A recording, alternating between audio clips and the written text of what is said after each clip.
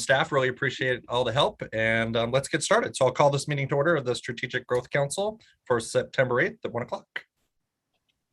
And Matt, you want to do roll call? Are you doing roll call? Yes, thank you very much, Vice Chair Flad. I will run through the roll really quickly. Vice Chair Mike Flad. Here.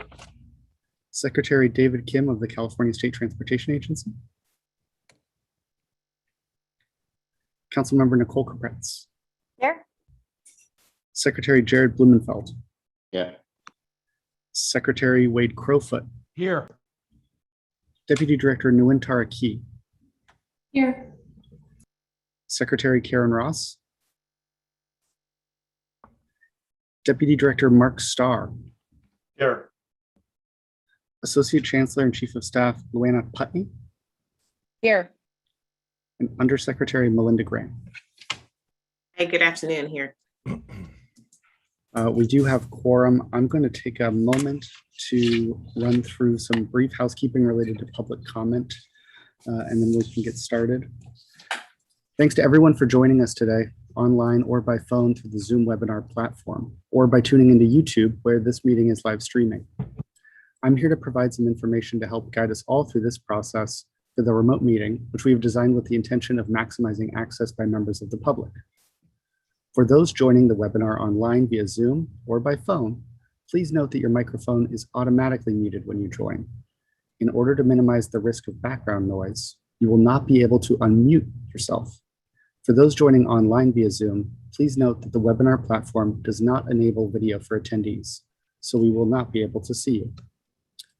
If you need technical assistance during the meeting or have a question about the meeting process, there are a few ways to contact us. If you're using the online Zoom webinar, the best way is using the Q&A function, which several members of the SGC team will be monitoring. If you have joined by phone and you have access to email, please email sgc.info@sgc.ca.gov. If you do not have access to email, you may call 916-634-3359. If you plan to make public comment, you must be joining the meeting via Zoom, either through webinar or by phone. To make a public comment, visit sgc.ca.gov/meetings and complete the public comment form linked there. You'll need to complete separate forms for each item on which you wish to speak. You may complete a form at any time during the meeting. When the chair opens the public comment for your item, we will read the names of everyone who has submitted a form for that item. When you hear your name in that list, please raise your hand. To do this online in the Zoom webinar, click Raise Hand under the Participants menu, and you can find that at the bottom of your screen. To raise your hand on phone, press *9. When it is your turn to speak, a member of our team will unmute your microphone. If you are online, you will see a window pop up alerting you that the host is unmuting you. You will need to click the option to approve unmute. After that, you can begin your comment. If you are on the phone, you will hear a recorded message alerting you that your line is unmuted. Please begin your comment after you hear the recorded message. Each speaker will have a maximum of 2 minutes to make their remarks. If you're online, you'll see a timer pop up on your screen. Please monitor and wrap up your remarks accordingly. Whether you are online or on the phone, you will be notified when your time is up. After that, we will mute your microphone. You do not need to take any additional action once we mute your microphone. If you are unable to complete the online form but would like to make a public comment, please email sgc.info@sgc.ca.gov. And lastly, members of the council, this item is for you. To notify the chair that you'd like to enter the discussion, simply use the raise hand function in Zoom. The chair will call on you in turn. After you speak, please click the button to lower your hand. Thank you all for your participation, and I'll hand it back to Vice Chair Flad. Should we tell Matt that I was going to make a joke and say that you were muted for half of that, but you're definitely not. So thanks, Matt, for all of that. We appreciate that. Next item is item 3, approval of the minutes. Item 3 is the approval of the April 29th and June 29th meeting minutes. Members need not have attended these meetings to vote on the minutes adoption, but may abstain. We will now take public comment on that item. Was there any public comment on that item? There is no public comment on that item, but if there is anyone who was not able to fill out the comment card and wishes to make a comment, please raise your hand in Zoom now or press *9 if you're joining by phone. And I do not see any hands, so I believe we can proceed. I don't either. Great. Is there a motion and a second to approve the minutes? I would move the minutes. So motion Yes. and a second. And Matt, do you want to roll call these, or since we're on Zoom? Yes, we need to roll call this one. Vice Chair Flatt, Yes. Councilmember Capretz, Yes. Secretary Blumenfeld, Yes. Wade Crowfoot, Yes. Deputy Director Nguyentarki, Yes. Secretary Karen Ross, Yes. Deputy Director Mark Starr, Yes. Associate Chancellor Luana Putney, Yes. Undersecretary Grant. Yes. The motion passes. Thank you, Matt. Okay, item 4 is the Executive Director's Report. I would now like to introduce our new Executive Director, Lynn Von Koch-Liebert, for item number 4, which is your report. Welcome, welcome. We'll have a chance after report for council welcomes. Thank you. Thank you. I'm really excited to be with you all here today. It's wonderful to see many of you again. I know that from my past job, I was serving as the Deputy Secretary for Housing at the California Business Consumer Services and Housing Agency, and had the great honor over the last 4.5 years to be key staff for SGC. So I've had the opportunity to work with many of you on the council, as well as your amazing teams over the last couple of years. And I must say, what a couple of years it has been, especially the last 1.5 years. I think we have all been working at a different pace, working on more and more complex and challenging issues, and really rising to the challenge. When I just think back on the last 1.5 to 2 years, I'm just remiss that we worked on initiatives that intersected housing and homelessness, climate, transportation, health, resiliency, natural disasters, aging, community development initiatives, and I'm sure there are many more.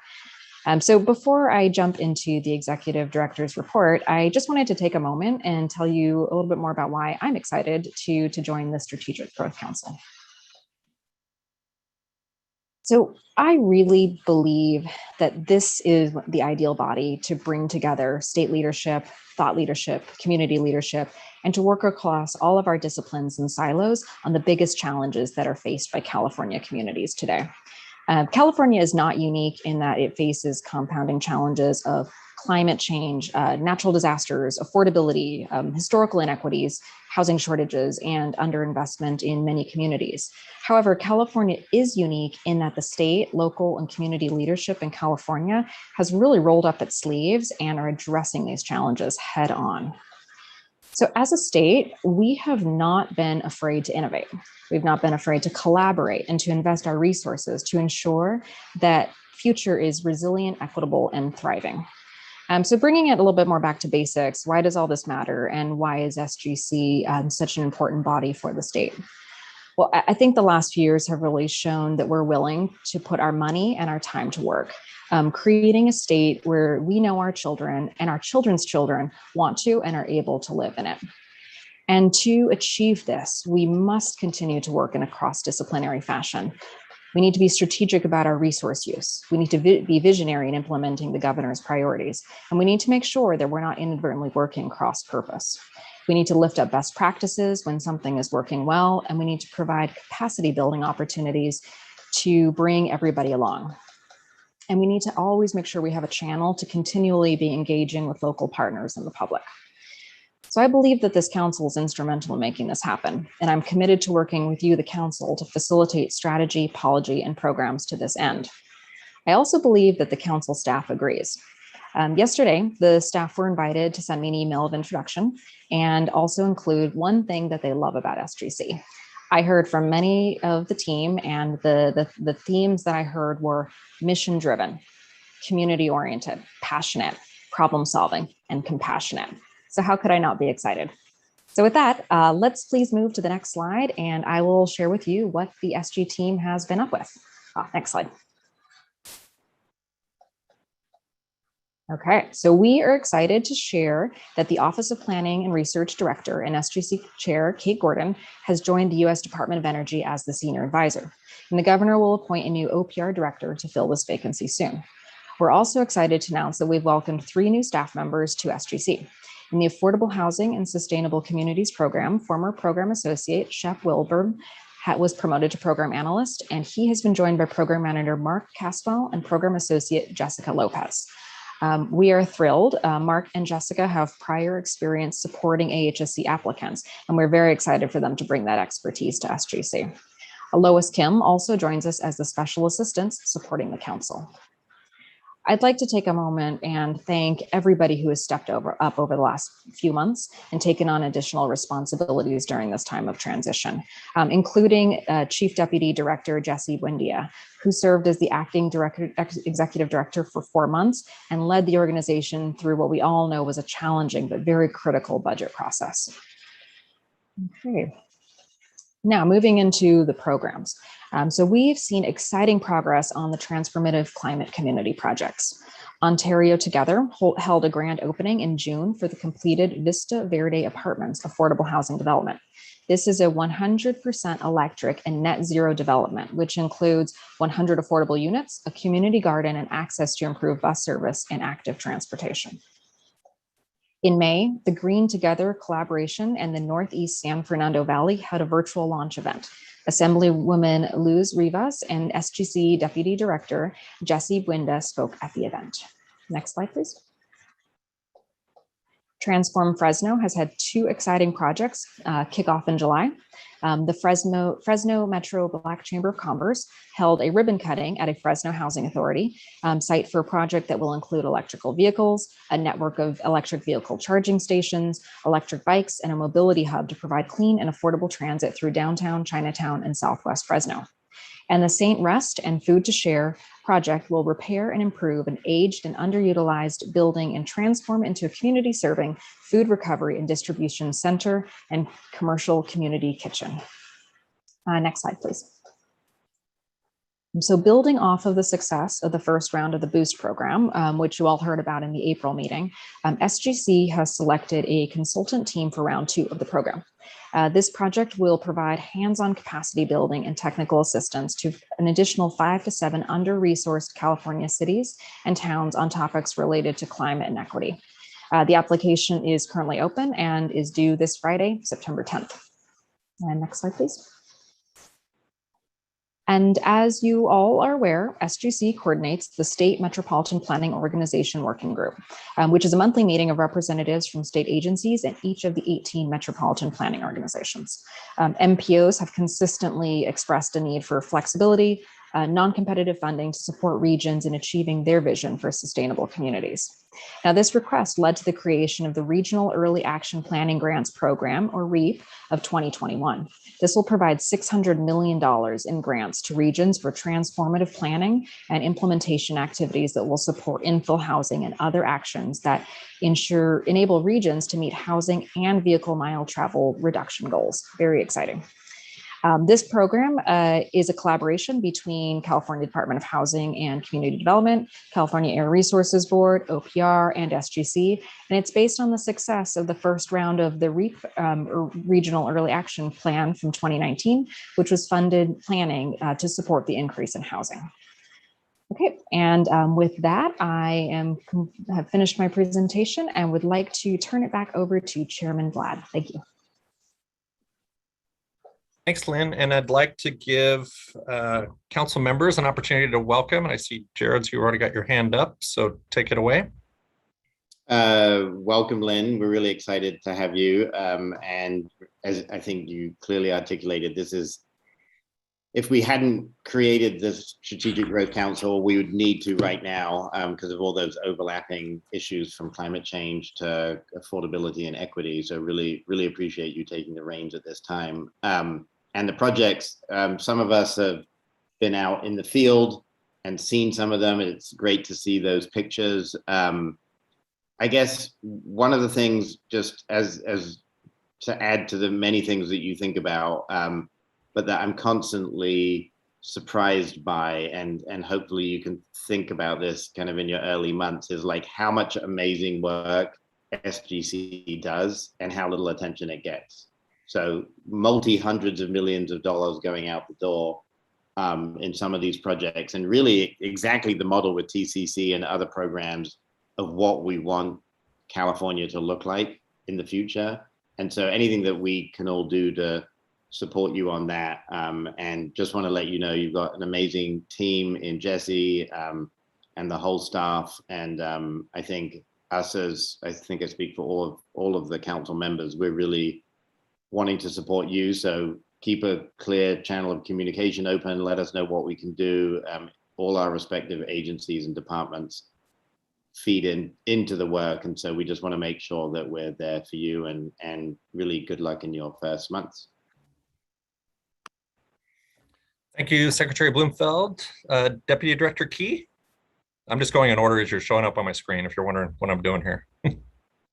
Great, thank you. I just want to take a moment to welcome Lynn, and I've had the wonderful pleasure to work with Lynn at SGC through key staff, and so I'm so excited now that you are in this role and for the opportunity to work with you, and just want to thank you for all your amazing leadership in addressing the housing crisis and the housing issues, and I'm so excited to see that same creativity you brought to complex issues at ECSH over to SGC and to everything that we get to accomplish together here in the future.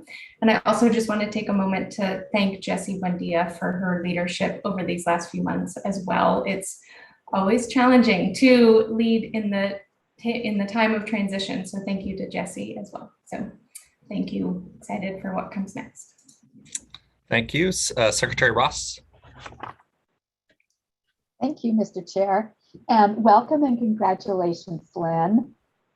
You have a very interesting background, and I hope that at some point everyone will get to hear just the broad set of experiences that you bring to this position. But one of the things I truly appreciate is the fact that you worked as part of a key member of the working group to really understand what it takes to bring us all together in this really strong collaborative model that really has been dedicated to breaking down silos to make government work even better. And so I fully want to endorse what Secretary Blumenfeld has pointed out. Now is the time to communicate it. And anyone, even with just a few photos, I think you really can help show people what it is we are doing to truly make change for the better and to keep it centered on equity. And we still have some of those challenges with equity facing us as we think about how in a state as large and diverse as California, that every corner of the state is served and every community, whether it's rural or urban, is served in a time of really divisive atmosphere. I think that's going to be an important challenge for us, and I'm confident you've got the skills to lead us. So thank you. Thank you so much. Secretary Crowfoot. Well, Lynn, like everyone else, really excited that you're on board. I started my career in state government at the Office of Planning and Research when a woman named Heather Fargo, who was the former mayor of Sacramento, was leading SGC. And boy, it's evolved so much since then. And your predecessors and now the staff that you have built such an incredible set of programs. In many ways, I think SGC is sort of the model of these integrated, inclusive, visionary grant programs. And I'm looking forward to our agency playing a role in that with my colleague, Amanda Hansen, who serves as the key staff. I also think SGC can continue to be more than just that. I mean, this is the one place where a bunch of different cabinet secretaries and agencies come together on a whole of government approach towards California's sustainable growth, but also climate change. So I still think, as we continue to make these grant programs work so effectively and serve as a model, we should think about new ways that we can work across agencies at SGC, and really excited to think creatively and frankly execute on all this stuff together. Thank you. Thank you, Dr. Starr. Thank you very much. And as usual, Wade took some of my thunder, but I echo everything he said. On behalf of our Health and Human Services Agency and our Secretary Galley, who I represent here, really want to congratulate you, Lynn, and welcome you. Health equity, climate change and health, Wade mentioned climate change, racial equity. These are all core for us in our agency and in public health and health and human services. And that includes health and all policies. And we work with your team quite a bit on that, do this cross-government, whole of government kind of approach. So really looking forward to working with you specifically and continuing with your great staff, and really thanks for taking the job. Thank you, Dr. Starr. Undersecretary Grant. Lynn. Congratulations. We couldn't be more thrilled for you on behalf of Secretary Kasha Ramirez and myself and the whole BCSH family. Just so sincerely proud of you. And I think everyone would know this, but if there's 3 words I could use to describe Lynn, you're getting someone who's driven, you're getting someone that's passionate, and you're getting someone that can bring people together. And just based off of SGC and everything that you guys have done and everything that we're doing, I mean, just a great timing. And Lynn, whatever you need, we're here for you. The council's here for you, and just welcome aboard. We're here. Thank you. And Secretary Kim. Thank you, Chair Flad. Lynn, there's only one downside to you taking this job, and that is we will not run into each other in the same building anymore, since BCSH and CalSTA are in the Unruh building. But all kidding aside, huge congratulations. So thrilled for you. It was an honor to be one of a handful of council members to serve on the interview panel. And I think all of us were excited to forward your name to the governor's office, and we're glad the governor appointed you to the position. Truly a new era. And I really look forward to working with you to raise the level of awareness of SGC in the transportation world. I think there are a lot of people who are not familiar with SGC, but ought to be. And so I look forward to working with you. And I think you are the person who will help guide SGC to the next level.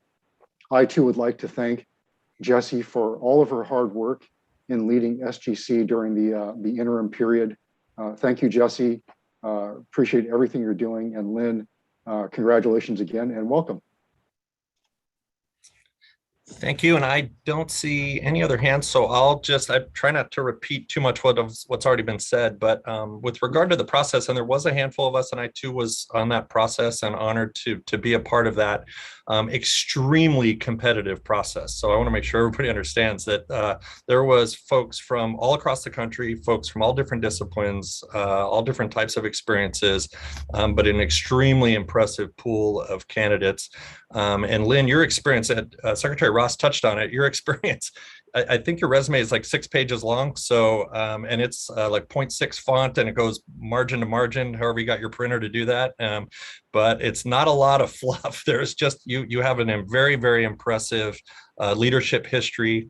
And then your history within Sacramento is also very impressive. So we are very fortunate. I feel very fortunate to be a part of the group and to have you on board. I just want to echo that we are here for you 100% in whatever capacity we can help you. We will help you. You know, you have a tremendous staff, and especially Jessie Buendia. I can't thank you enough, Jessie, for the work that you did and the way you did it and the way you conducted yourself and handled yourself through some very, very difficult times, whether it's COVID or budget or the transition of multiple members. You're a rock star yourself. So you've got a lot of work to do and a very important job. But even with that, I think we're very, very lucky to have you on board. So welcome and thank you for taking the job, and looking forward to working with you and supporting you in whatever way we can. Thank you for such a warm welcome. I really appreciate it, and I'm excited to get started. Is there any public comments on this item, Sarah?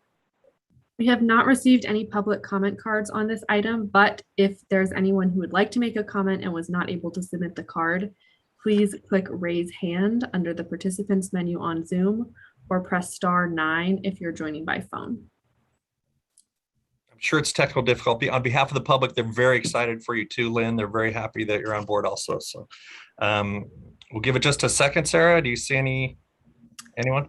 I do not see any raised hands, so we can proceed. Okay, great. Thank you very much. Item number 5 is receiving council updates from council members. We're going to use this time also for council member agency updates on the implementation of our race equity resolution. This is one of 2 meetings each year where the council will discuss racial equity in a public forum. And Matt, you want to go do a roll call essentially for input from each one of the different council members? Happy to do that. Okay, thanks. We will begin with David Kim of the State Transportation Agency, and I want to acknowledge that Secretary Kim has joined us. Yes, thank you, Matt. I apologize for being a few minutes late. Before we get into equity, I just want to mention that CalSTA put the finishing touches on the Climate Action Plan for Transportation Infrastructure, also known as CAPDI. In fact, it came out just after the release of the IPCC climate change assessment. You're all familiar with it, so I won't get into it, but it was well timed.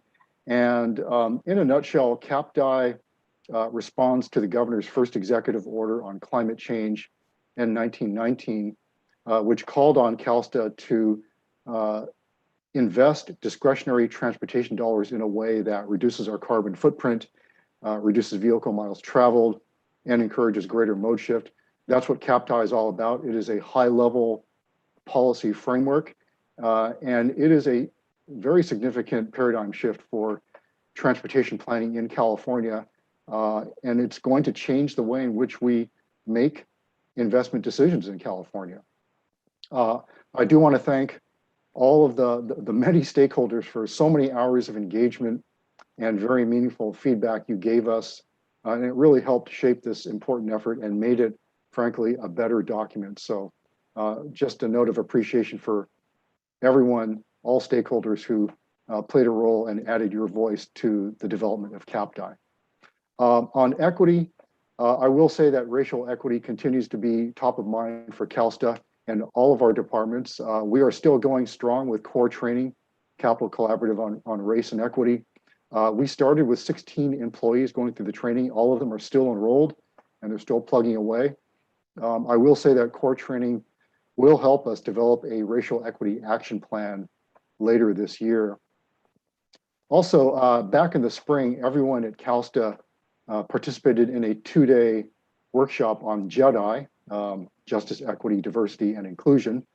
And we enlisted the help of outside professional facilitators who guided us through a series of discussions and exercises, and it was so invaluable. And we just had a follow-up session a couple days ago to talk about next steps and what we can do, what we need to do to integrate equity into everything, all of our activities. There's also a lot happening at the department level. The California Transportation Commission launched an equity advisory roundtable, and they've already held several stakeholder meetings.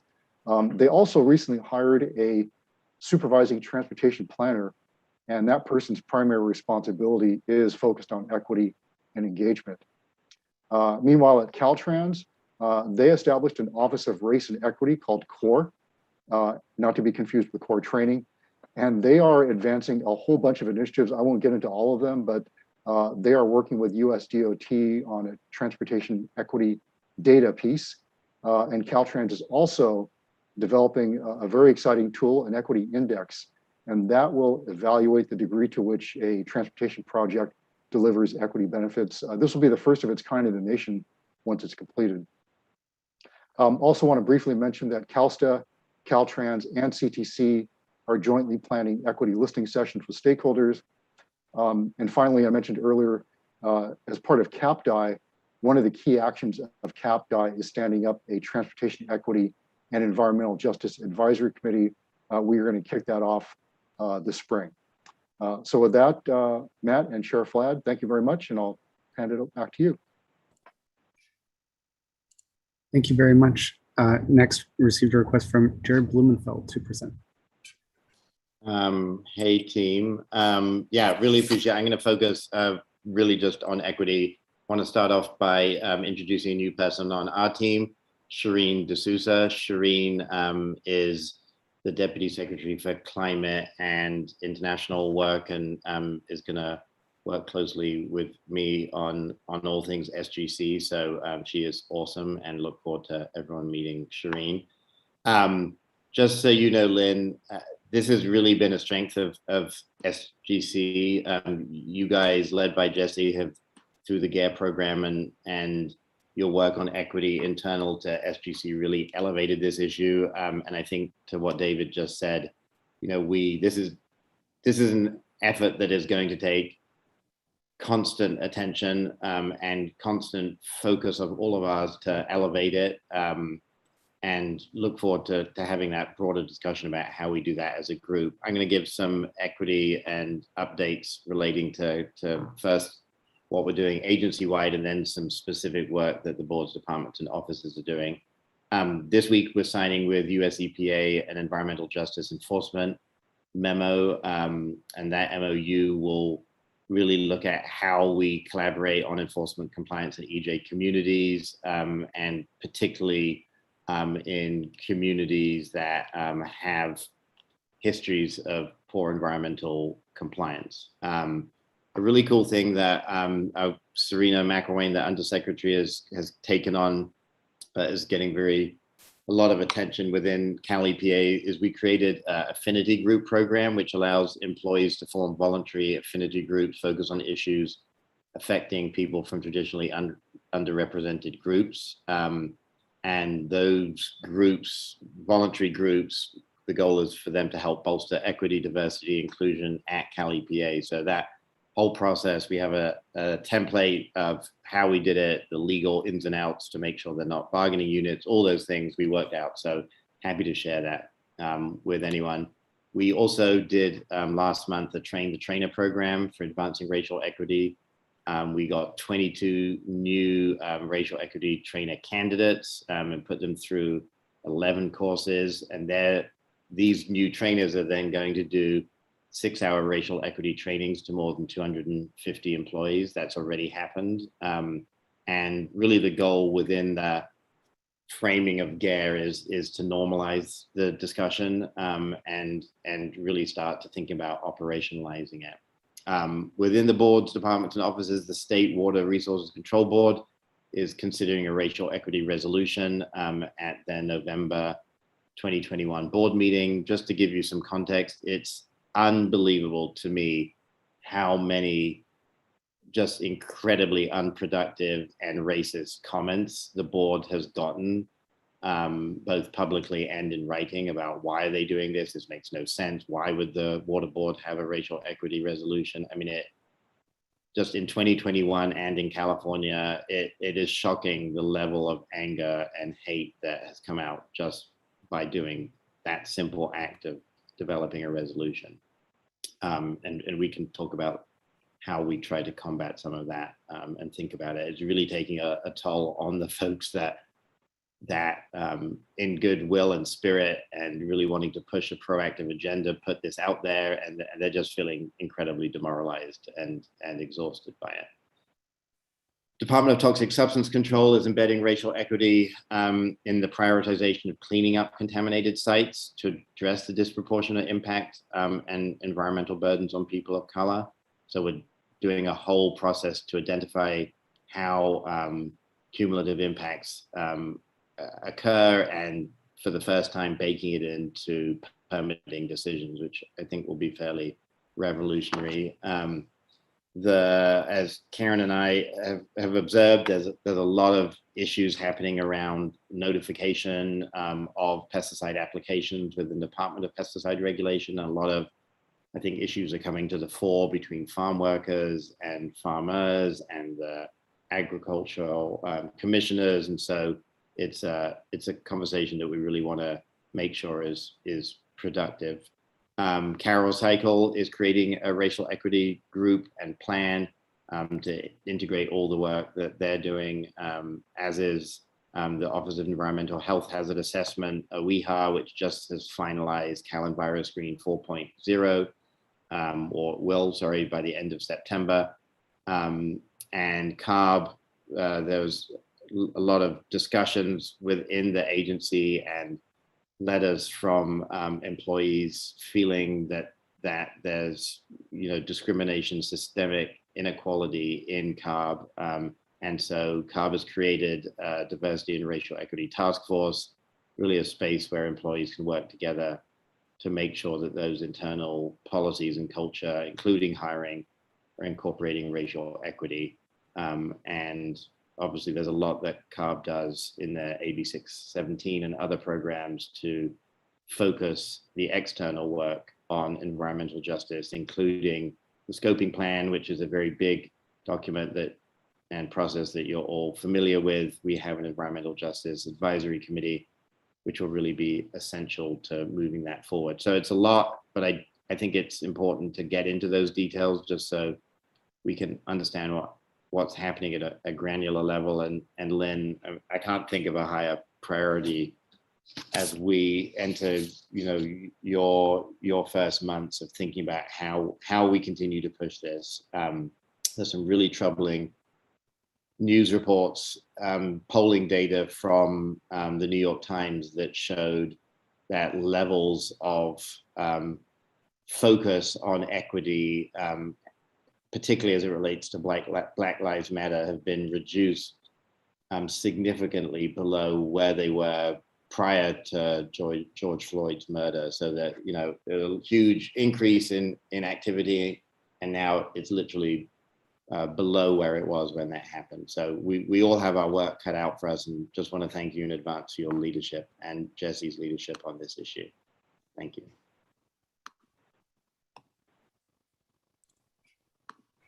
Thank you. Next, we will head to Deputy Director Nuantara Key from OPR. Great, thank you so much. Before I dive into our update on our racial equity work, I just want to give a couple quick updates from OPR and some of our priorities that we're working on right now. And just also want to acknowledge that we have our own transitions in our office. And so while we're waiting for our new director to come on board, we are thankfully have our Scott Morgan, who's our acting director, leading the way. So thanks to Scott for all his leadership in these transitions. I just want to note that, we're truly excited about what the potential of what can come through this year's budget, and just want to highlight the record potential investment to really support resilience across the state, across all the issues that we work on here at SGC. So just want to take a moment. I know we're near the finish line on that, so not quite there, but just really want to acknowledge everybody who's worked so hard to build such an amazing package here to really improve the lives of Californians across the state and driving on resilience. And one of the other quick related priorities that we're working on that really demonstrates the kind of all of government approach that we're taking on climate and reflecting many of the priorities here in SGC is the work that OPR is doing in support and in partnership with the Natural Resources Agency to update the state's adaptation strategy. So I won't go into detail there, but really excited for that work underway and excited for engagement on the strategy in the coming months. So a couple of our top resilience priorities here. So in terms of our work on equity and racial equity, OPR has been participating in CORE in the learning cohort this year, as many of our other agencies and colleagues are as well. I'm going to really highlight the work that OPR is doing in this space. We'll have a substantive deep dive on the work that SGC is doing later on in the agenda, so I'm not going to touch on that. But I do want to highlight that all of our work at OPR to really build racial equity and equity into our work is a collaborative partnership between OPR, the Strategic Growth Council, and California Volunteers, which is also at OPR. So I just want to reflect and thank the partnership across the full office. So as I mentioned, OPR is participating in the CORE learning cohort, and every team across our office has a liaison that is really working to make sure that the trainings and opportunities from the sessions at CORE are translated into the work that we are doing as an office and building capacity across the office and all of our teams to integrate racial equity and equity into our policy and programmatic and investments that we do through OPR. We also, in addition, issued a survey to all of staff across the office, and this was a partnership across OPR, SGC, and the California Volunteer, to get an understanding of staff's capacity, but also their knowledge of racial equity. And I want to thank the team across the Health and All Policies team and the Health Equity team at SGC for shepherding that survey along, and also really helping us tease out the results so that we can be targeting tools and resources and capacity building internally to our organization to help build capacity so that we can really drive on our racial equity commitments. Last thing I'll say here in terms of our next steps is, as with everybody else going through the learning year, we are working to develop our racial equity action plan as well, and really looking forward when our new director comes on board to really have them actively engage and help kind of guide the work that racial equity plan will set forward in terms of guiding OPR's work to invest in and advance racial equity as part of our work. So with that, I will turn it back over to you. Thank you. Thank you. Next, we have Secretary Karen Ross. Thanks, Matt. I'm going to spend most of my time on the equity issues, but like many other agencies, we are deeply engaged with some of the early budget money of trying to get that out the door as quickly as possible, as effectively as possible to make a difference. And I know that one of the things we should be mindful of is that this is a happy problem, but grant fatigue could become a reality with all of the CBOs and the technical assistance providers as this budget is finalized. And so really am glad we already have good collaborative working relationships to get started with. We had to make some changes because of staff positions changing or people moving on to other positions. So this summer we added some new team members to our core group. We're in cohort number 1. We're very happy to be there with several other agencies that we know will be leaning on. This is the beginning of our journey. And so we're really focused on maintaining a network of support that will take us beyond the core training itself when we finish this cohort. And DWR and SGC in particular are ones that we work with very, very closely. Our new members have brought a lot of new energy to our training process, and every one of them is actively engaged in developing our racial equity action plan framework, including we're going to be doing some small projects to better inform that framework that we can then take out to all of our stakeholders. We want to vet this broadly, not only with our agricultural stakeholders and community stakeholders, but also with sister agencies to gather additional input as we finalize that particular framework. I really want to salute our farm equity advisor, Thea Rittenhouse, who leads our efforts on this, along with our EEO officer, now civil rights officer. We're doing some reorg in that office, Justin Hopper, on really bringing enthusiastic leadership to this process. One of the other things we've done is, as a way to extend what people are learning in their first cohort, we're doing a lot of integrated planning and activities with our diversity, equity, and inclusion advisory committee. We've got a really great group of staff members on that particular committee, as well as our disability awareness committee. We had lost some energy in that the last few years, and all of this has brought new energy, new creativity, and new collaboration to all of them to be planning events. So we now have a racial equity speaker series, a racial equity book club, and we will be launching later this month 21 days of racial equity habit building challenge, and I am signing up for that one myself. We did some additional things like, because we're all stuck in Zoom and couldn't do our typical potlucks, we did June Pride Parade, where everybody got to show off the most beautiful gay pride flags that you've ever seen. And this month, we are also working to bring additional awareness to mental health awareness to Black, Indigenous people of color. So those are just a couple of things that we're doing there. October is our Disability Awareness Month. Our C-Corps members are working with our Farm Equity Advisor of really gleaning through the demographics of what we get through USDA, National Agricultural Statistics Service, in addition to how we have spent our grant programs over our history to pull out that demographic data to better inform future grant programs, as well as our policy and programs across CDFA. We put together at the end of 2020, and we have been meeting monthly with a new advisory group. This is made up of historically underserved Black, Indigenous, people of color, farmer advisory group. They are also providing us really relevant information. Many of them are micro farmers.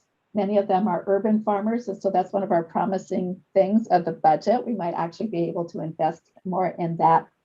And they're really giving us good daily input on what we need for drought, what we need for policy, what we need for programs, and how do we get more diversity in all of the advisory committees that we have across the department. The last thing I wanted to mention is that with the early budget money, we were able to create a new direct assistance program. It's the California Underserved Small Producer Grant Program, which was very small mini grants to producers, but we also invested $1.1 million to fund 11 technical assistance projects that includes 7 new farm advisors through UC Cooperative Extension. They've been able to fill 6 of those 7 positions. 2 are bilingual in Spanish, 2 are bilingual in Hmong, 1 is bilingual in Chinese. And this is really going to help us a lot. All of these groups are being funded specifically to help these small underserved farmers be able to better access the hundreds of millions, if not billions of dollars of assistance that's available through USDA, but they're complicated programs, and it takes a lot of hand-holding, computer skills to help people successfully access those federal dollars as they're made available. So I appreciate the opportunity to report. Thanks. Thank you. Next, we have Deputy Director Mark Starr. Good afternoon, everyone, and thanks for the opportunity to be able to give a quick update from our Health and Human Services Agency. I also want to thank David for calling out CAPTI and really the process involved in putting that together. And we were able to provide from the Department of Public Health a great deal of health equity input, and so really appreciate that opportunity. And along those lines, we're involved with Safeguarding California that was mentioned, also the scoping plan that their resources board is working on. So it's really a pleasure to be able to work on the important climate change initiatives and be part of that across the state. So like others, I'll focus primarily on our racial equity updates for our agency. Of course, racial equity is a priority for us at Health and Human Services. It's really at the core of what we do in our agency, but we always have to do more to confront systemic racism in order to adequately provide services to all Californians. So we really appreciate Strategic Growth Council making this a priority across the state. I'll talk about a few categories and some specific things by department and a little bit about the budget. So I'll start off with Department of Public Health. Our director, Dr. Tomas Aragon, has named anti-racism and equity as one of his top 3 priorities for our department going forward. So it's really high profile. And of course, COVID-19 has brought this to the forefront as well. It disproportionately impacts Black and Brown communities in cases and deaths, as well as in vaccination coverage. So our commitment to vaccinate all 58 counties includes every Californian. And to that end, we have a new goal of reaching 75% coverage with at least 1 dose among all eligible Californians eligible for the vaccine and in all racial ethnic groups by January. So this builds on a goal that we had that was place-based to decrease the vaccination equity gap to less than 10% when you compare less advantaged and most advantaged zip code quartiles. And so we want to get that down below 10%. It's currently around 19%. And I will put a link, in fact, I'll just send it right now in the chat that has data about that for anyone who's interested in looking at more on that. It's really important that we are all in this together. Our Department of Aging has also got a COVID-19 vaccination outreach effort, leveraging over $6 million to reach older Black, Indigenous, and people of color that remain unvaccinated and are at higher risk from COVID. Where our CDPH Office of Health Equity is leveraging some new federal funding in order to create a new branch called the Advancing Community Equity Branch. really focusing even more on addressing underlying health and racial inequities in COVID-19, but also confronting institutionalized racism that is driving other racial inequities in health.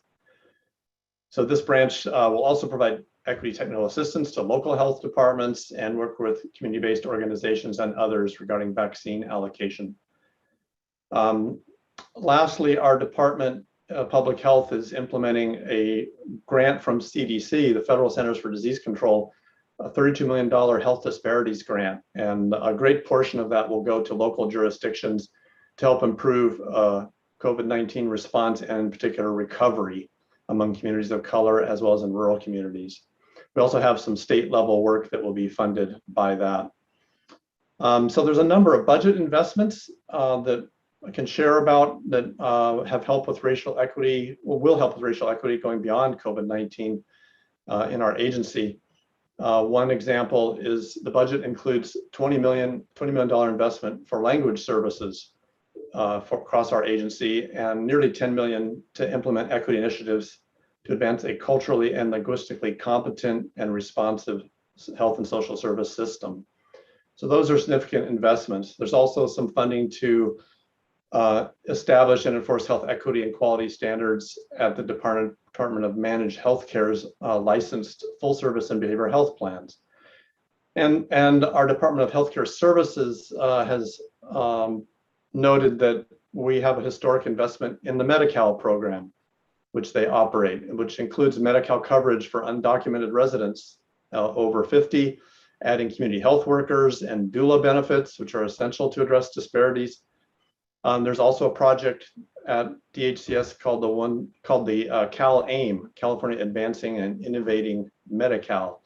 And that has a significant over $1.5 billion investment to enable a shift to population health approach, prioritize prevention, look at those upstream social determinants of health, and really transforming healthcare services approach to one that's a broader prevention strategy for populations, many of whom have suffered from systemic racism.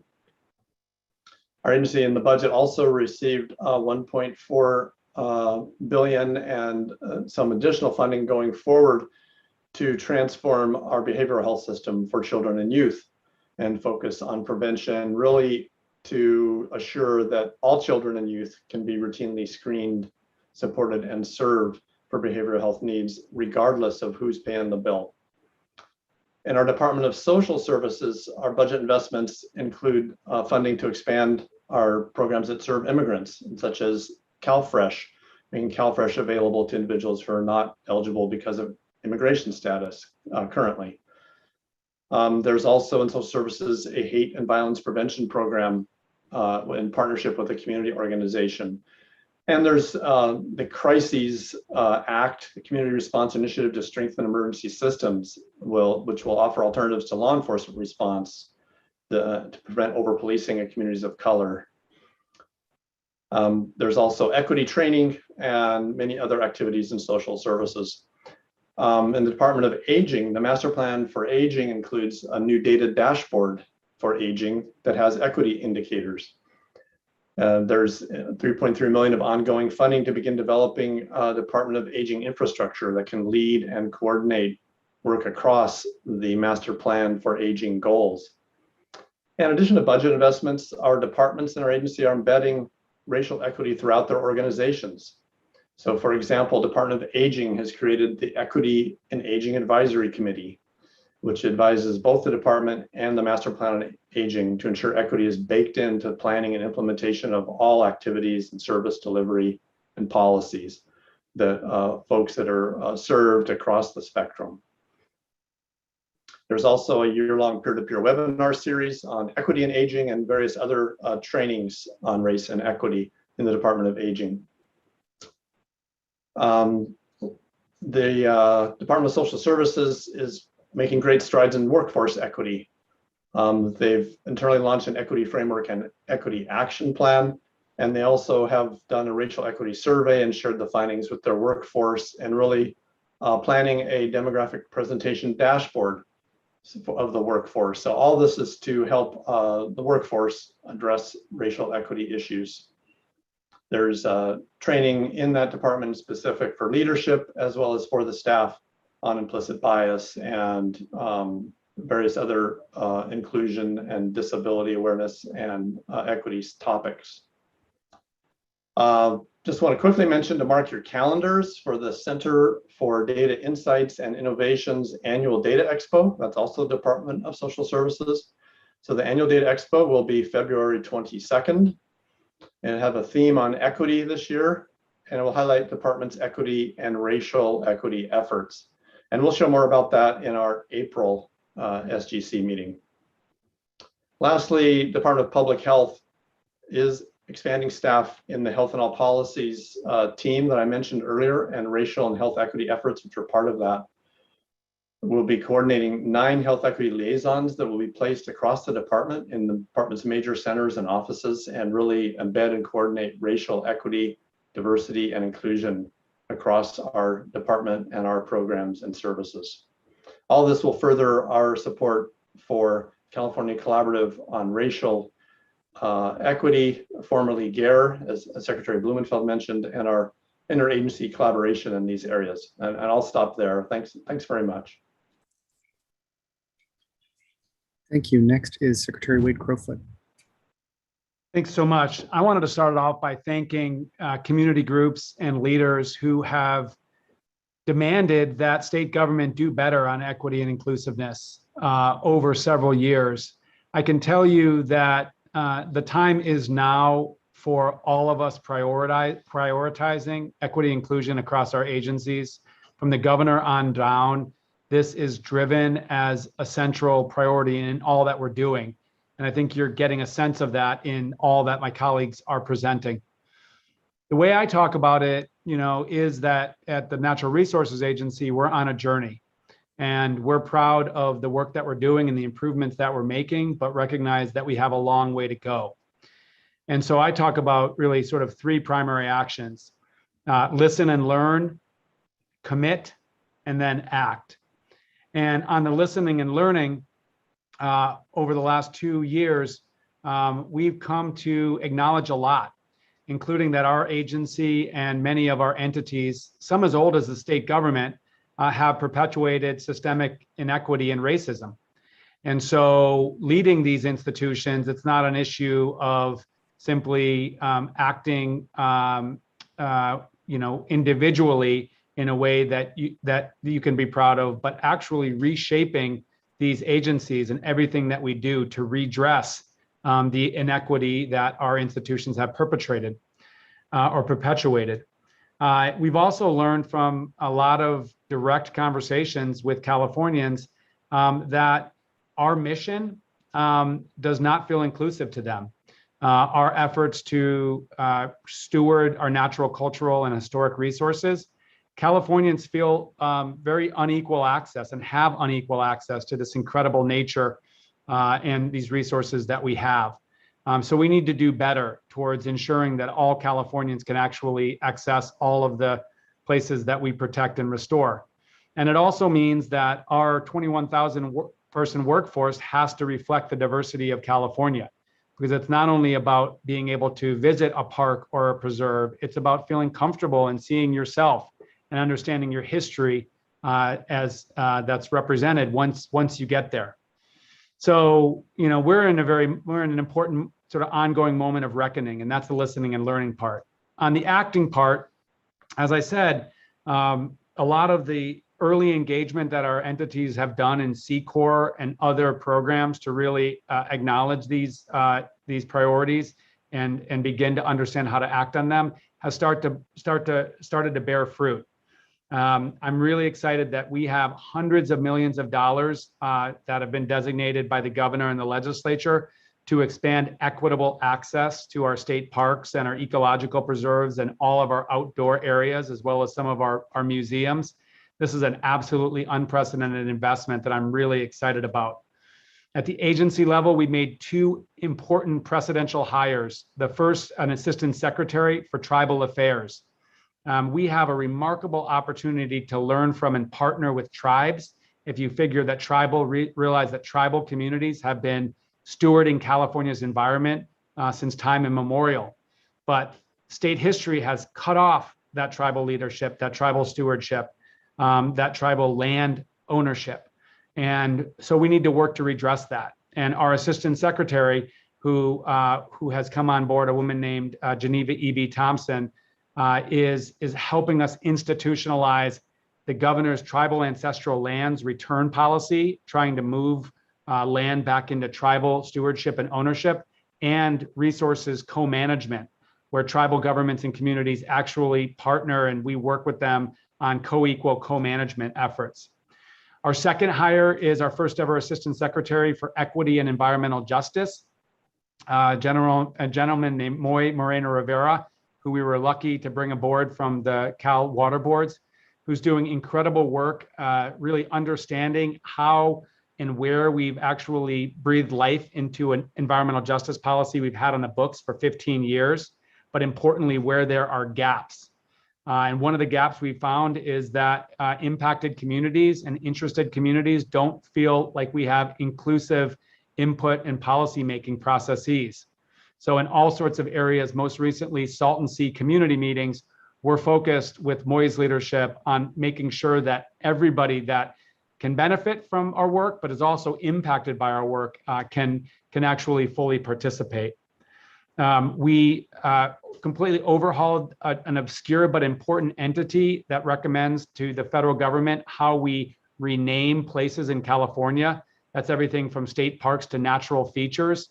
We know that some of our place names in California bear the legacy of racism and discrimination, and we've started to redress those discriminatory names and recommend replacements.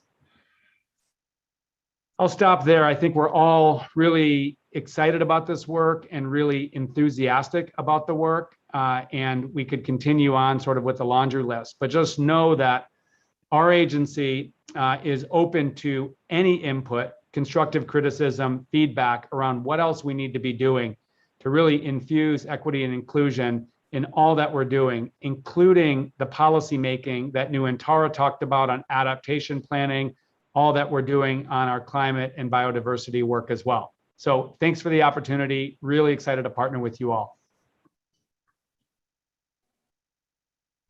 Thank you. Next, we have Undersecretary Melinda Grant from BCSH. Great. Thank you so much and good afternoon. And thank you so much, Secretary Crowfoot, for that enthusiasm, because I'm building off of that as well. And to all the other colleagues that had their equity updates.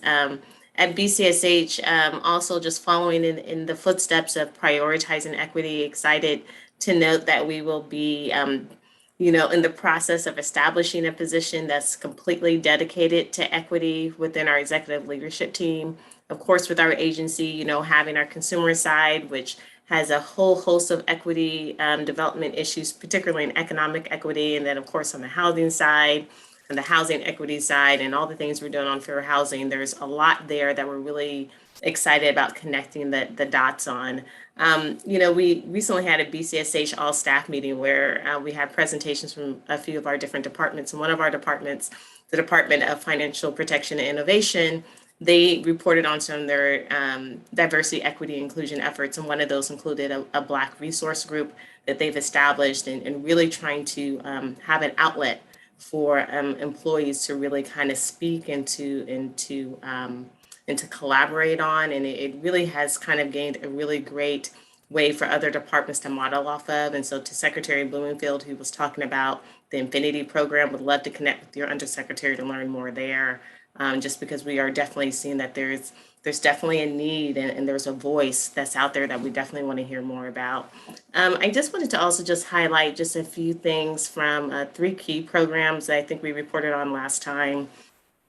One is related to Home Key 2.0, which many of you may know about. We're really ramping that up and doing a launch, which actually our secretary will be participating in tomorrow in the Los Angeles area, that we're really, really excited about. There's a lot of equity that's been built into the planning and targeting of that, particularly communities of color, and making sure we can get them housed and stay housed. Another big program, which many of you probably have heard about, our emergency rent relief program, which our dear new executive director, Lynn Von Koglieber, has had such an instrumental hand in really kind of driving the leadership. We're just excited to report that over $491 million in rental assistance has have gone out to almost 50,000 households, and that did not happen because it went to anybody. It was because equity was baked into it from the beginning.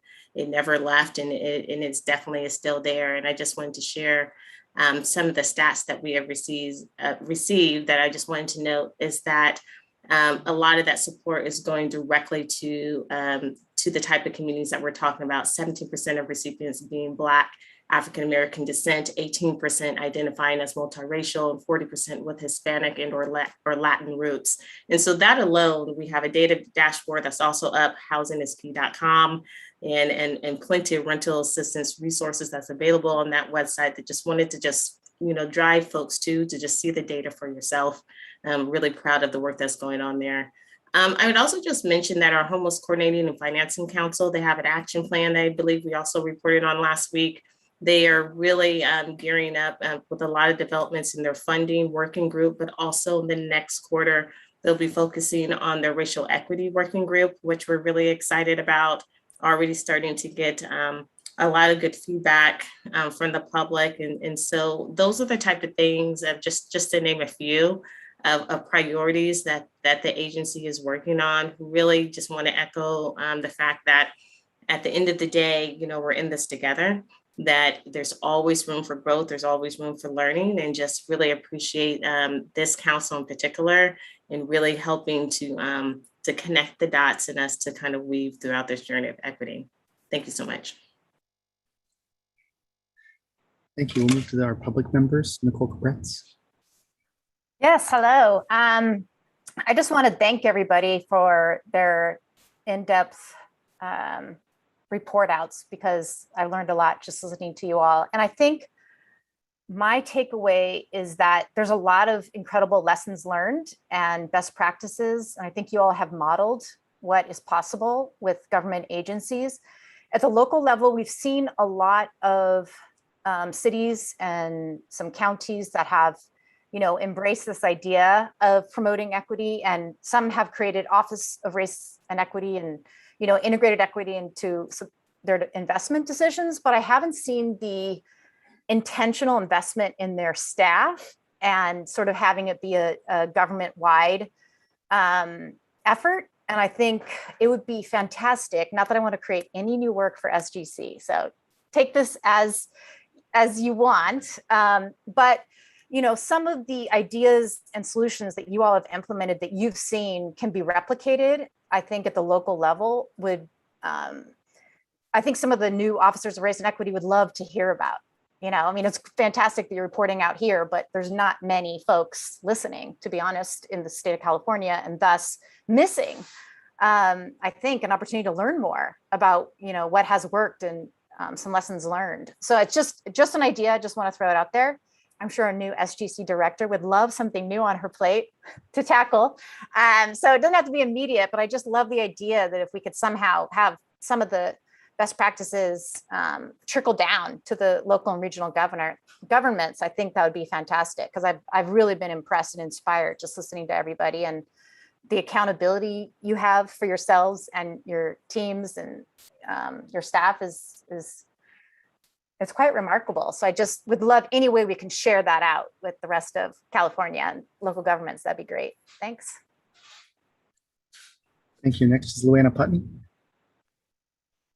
Hi, I want to echo what Nicole just said. This has been really informative, and it's really heartwarming to see so much structural work being done across the organizations. So I will be brief. From UC Merced, Chief of Staff to Chancellor Juan Munoz. He's been with our campus for about a year. And since he came on board, it's been a complete breath of fresh air. We have a very unique, learned view of equity, diversity, and inclusion. This part of the work he did and has studied this as a scholar. So we are moving, I think, in leaps and bounds. In 2019, we hired our first chief diversity officer. She just recently got recruited away to Cal at UC Berkeley. So we, under Chancellor Munoz's leadership, we're elevating that position to a vice chancellor position. So we're providing additional budget to that position, additional staff. We are also developing our first strategic plan for the University of California, Merced. We're about only 12, 15 years old. So Chancellor came on and wanted to do a strategic plan right away. So we've been spending the whole year doing that. And one of the primary themes is EDI throughout our entire strategic plan, which is terrific. So all of the other units really need to be embedding it in their business operations. The Valuing Black Lives initiative after the George Floyd murder, that all the UC campuses kind of had their own version of task force around this. Ours was Valuing Black Lives, had lots of task forces within that program with lots of recommendations. In June, Chancellor Munoz committed about $2.5 million over the course of 5 years. Sorry, it was 2.3 million over the course of 5 years in the area of Black student success. We're going to hire a Black student success coordinator in terms of convocations, bringing research and convenings to our campus to discuss the issues. And, of course, in terms of research scholarships and fellowships to support our kids in research in this area. Another accomplishment recently, we were just awarded the HEED Award, which is the Higher Education Excellence and Diversity, for the first time. So we're really proud of that. And developing under Chancellor Munoz's leadership an Inclusive Excellence Institute, and we'll kick that off next fall. So those are a few highlights that we're working on, and I'm glad to know that we're not alone in this work. Thank you. Thank you, Chair Flatt. Thank you, Matt, and thanks to everyone for those updates. I know this always takes a little time, but I think it's well worth it. And I won't add anything really other than I echo the comments of Associate Chancellor Putney and Nicole Capretz with regard to trying to get this type of information out to, especially to local government. As you all know, I serve in local government and have for my entire career, so I always feel like local government needs to be included. But in this case, I think it could be as simple as just taking this portion of our meeting as a link and then getting that either to the website or getting that out to city council, city manager, and local government groups one way or another for future meetings. But it is so valuable, and I feel like Nicole and I are this small audience, and along with the chancellor or associate chancellor, and it would be great to get this message out. And I think it just speaks to what you're doing. You're modeling exactly what we should be doing. And I agree with Secretary Crowfoot that we have a long way to go. We're on a journey that will not end, and a journey that we need to be vigilant and stay serious about and keep this at the forefront of what we're doing. And that's exactly what we're doing here with budgets, with COVID, with fires, with all these things. We're still putting this at the forefront, and we need to maintain that momentum. At the local level, I agree with what Secretary Bloomfield was saying with regard to, it feels as though we're losing momentum at the local level. Local level government tends to be a little more responsive, reactive, trying to balance that with being strategic. But I can speak from my personal experience while I was city manager in the city of Southgate. With a defund the police movement, our council meetings immediately ballooned up to 100 folks. The entire shift of our meetings were towards police issues, the funding of police, the lack of funding for all other programs, and that momentum stayed for months. But I think the key piece now for local government is to take what was that energy, that motivation, that spirit, and convert that into action in a more strategic and longer term way. And I think the things that you're modeling are exactly some of the tools that we can deploy at the local level. So with that, I'll stop and ask if there's any public comment on council member comments, which seems a little weird, but was there any, Sarah? We do not have any public comment for this item, but if there was anyone who wasn't able to fill out the comment card and wishes to comment, please raise your hand now, either under the participants menu in Zoom or by pressing *9 if you're calling in by phone.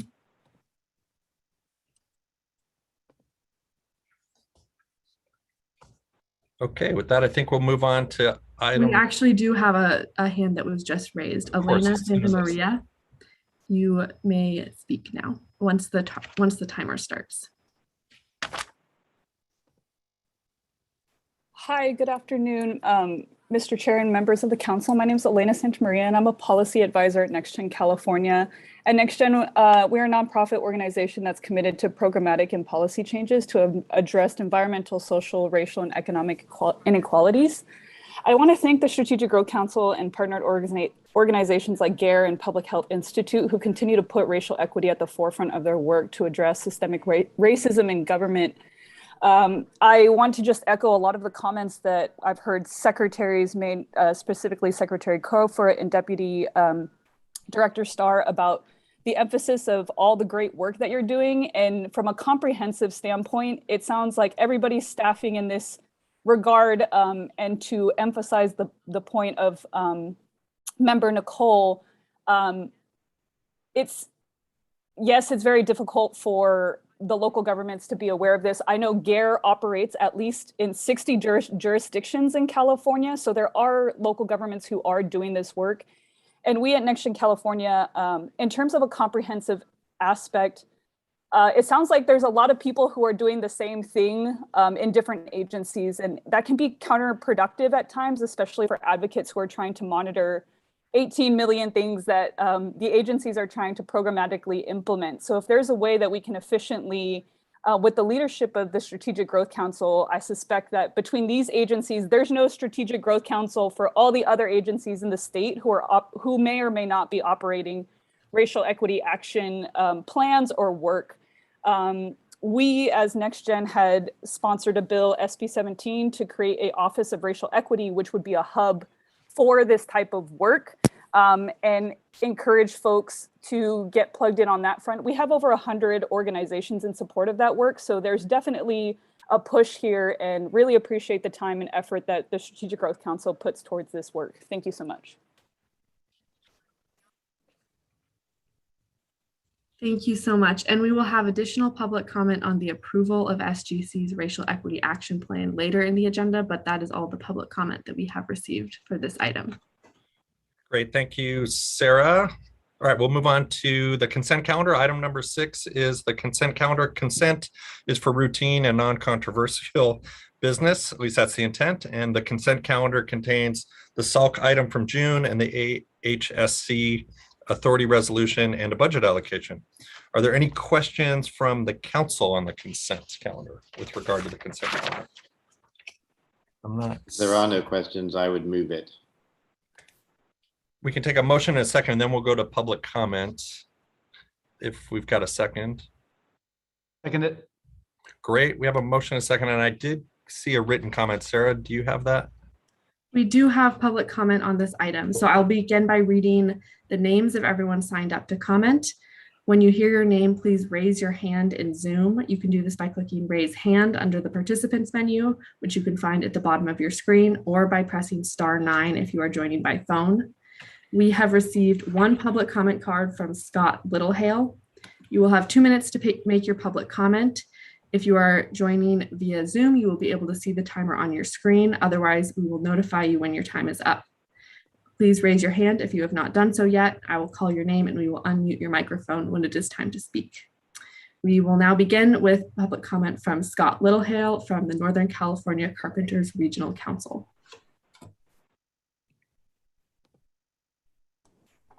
Hello, my name is Scott Littlehale. I'm from the Northern California Carpenters Regional Council, which represents nearly 40,000 trade union members in 46 Northern California counties. I'm speaking on this item 6B about the AHSC reporting requirements on workforce development.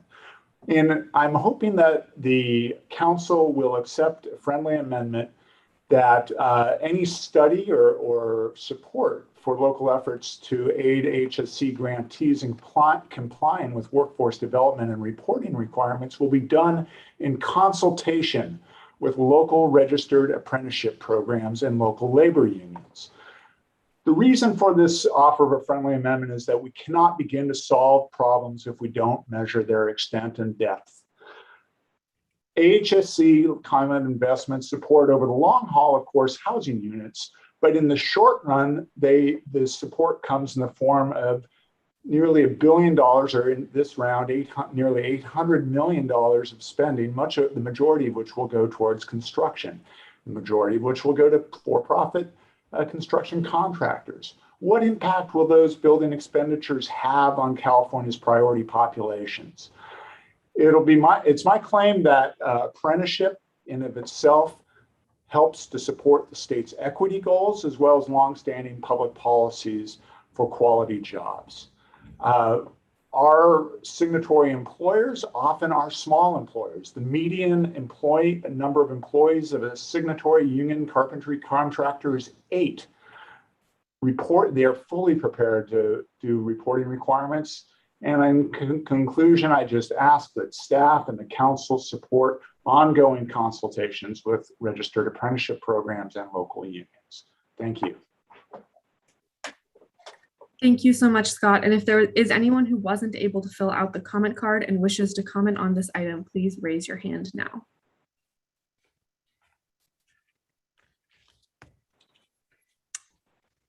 I do not see any raised hands, so Vice Chair Flatt, I will hand it back to you.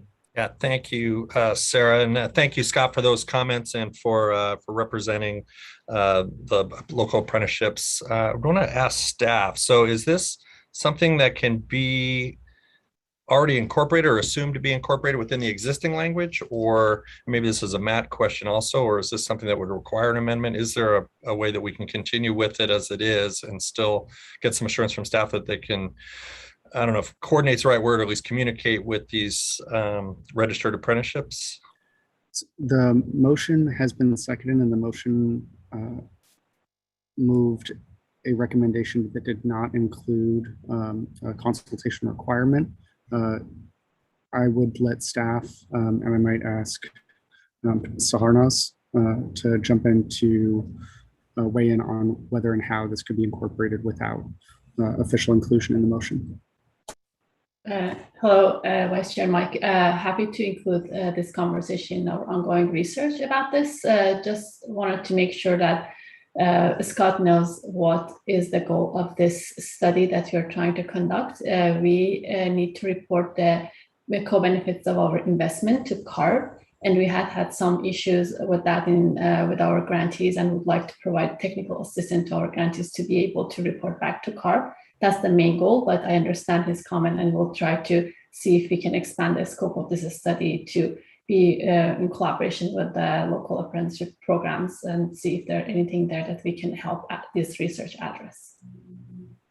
All right, thank you. Unless there are other comments from council members, I'd like to move forward with a vote on this motion, see if it carries, and then if not, then we can talk about a potential amendment. But Matt, can you do a roll call for us? Absolutely. Vice Chair Flatt. Yes. Secretary Kim.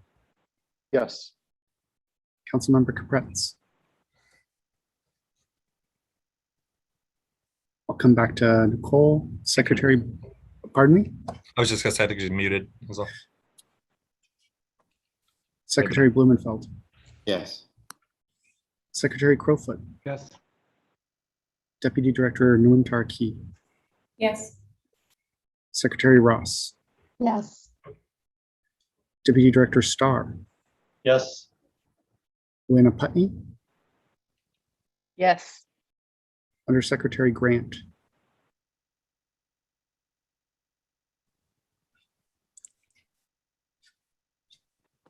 Sorry, Undersecretary Grant. Yes. Thank you. And I'm not sure, Nicole's still muted, so we can maybe hold it open for her or move on without her vote on this item. I'll give it one more second and I'm comfortable moving forward. Nicole, I'm not sure if you're muted or if you stepped away for a second. I think we'll continue without her and then we'll move on to item 7. Item 7 is an action item, and I'd like to invite Sharnaz Mirzazad. I'm sorry, I've never said your last name. Did I get it right, or how bad did I mess up? Yes, ma'am. All right, good. You're going to be presenting on this item for us? Yes. Thank you. Hello, everyone. My name is Saharnaz Mirzazad, Deputy Director of Planning and Community Investment at SGC. I'm here to present action item number 7 on the agenda related to request to increase current affordable housing and sustainable communities program NOFA amount. Next slide, please. I will go over these items in my presentation: AHSC program purpose and scope, recommended action, background, impact and implications, and round 7 timeline. AHSC was created in 2014 to make it easier for Californians to drive less by making sure housing, jobs, and key destinations are accessible by walking, biking, and transit. The program has continuous appropriation and receives 20% of GGRF funds. The council has awarded $1.6 billion to date that has resulted in developing 11,000 new affordable homes for 150,000 Californians and created 26,000 jobs in the last couple of years. I'm here to ask the council to approve directing the Department of Housing and Community Development to amend the notice of funding availability for the Affordable Housing and Sustainable Communities Program issued on February 26, 2021 to reflect an additional $280 million revenues from the recent greenhouse gas reduction fund auctions to reflect a total amount of $785 million. Due to change in the NOFA amount, the amended NOFA should reflect the new award timeline and maximum developer loan amount. I would like to, and please next slide. I would like to offer some background on this request. In the last council meeting, we mentioned that we will have another AHSC NOFA in fall 2021 using the same guidelines. Due to couple legislative mandates such as pro-housing requirements that needed to be incorporated into the guidelines, starting new in the new fiscal year, that plan wasn't feasible anymore. Timing and staffing challenges of guidelines update made us look for alternative ways to make recent GGRF auction funds available for AHSC applicants. We were notified by HSC TA provider that the quality of round 6 AHSC applications is very high. And also if we use the same guidelines in fall for another NOFA, we will have mainly repeat applicants from this round. Based on this information, increasing the current NOFA amount was an appealing solution. We conducted an initial outreach to the program stakeholders through AHSC TA providers to get feedback on this approach.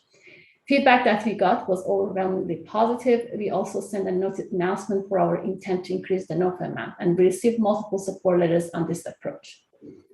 Next slide, please. We have received support letters from multiple organizations such as Southern California Association of Governments, multiple developers, Breach Housing, Housing California, and some of these folks that have provided support letter are also here today to comment on this item. Next slide, please. This decision will have some impacts and implications. Its impacts will be reducing costs and time needed for application. It will reduce the staff workload for all implementation agencies, including SGC, HCD, and CARP, and it will increase opportunity to achieve multiple program targets that we laid out in our last guidelines. It also has some implications. The recommended award will be presented to the council in January 2022 instead of October of this year, and will also increase the developer cap, giving the expanded NOFA amount from what is right now $60 million, and it will be reflected in the NOFA. I would also like to present the timeline for the next round of AHSC. We will start working on these guidelines in October 2021. HCD Supernova is scheduled to be released in February 2022 with approximate award timeline of September 2022. We will coordinate the guidelines adoption and HSC NOFA release with the Supernova of HCD, and our current estimation for that is to be October 2022. With that, I would like to ask the council to adopt this motion, and I would like to basically ask Mike Flatt to read that and see if the council would like to accept our recommendation for increase the NOFA amount. Thank you. Thank you, Sarhanaz. I'd rather do comment first. So if we can get any council comments or questions of staff up front before we make a motion, I'd rather get the public input and then we'll take the motion. Any council comments before we hear public comment? Just raise your hand if you're interested. If not, we'll take public comment now. Okay, Matt, can you, or who's doing that? Sarah, are you doing public comment? Great.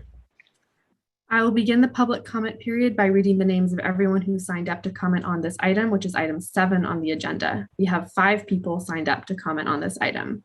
When you hear your name, please raise your hand in Zoom by clicking the raise hand button under the participants menu at the bottom of the screen, or by pressing *9 if you're joining by your phone.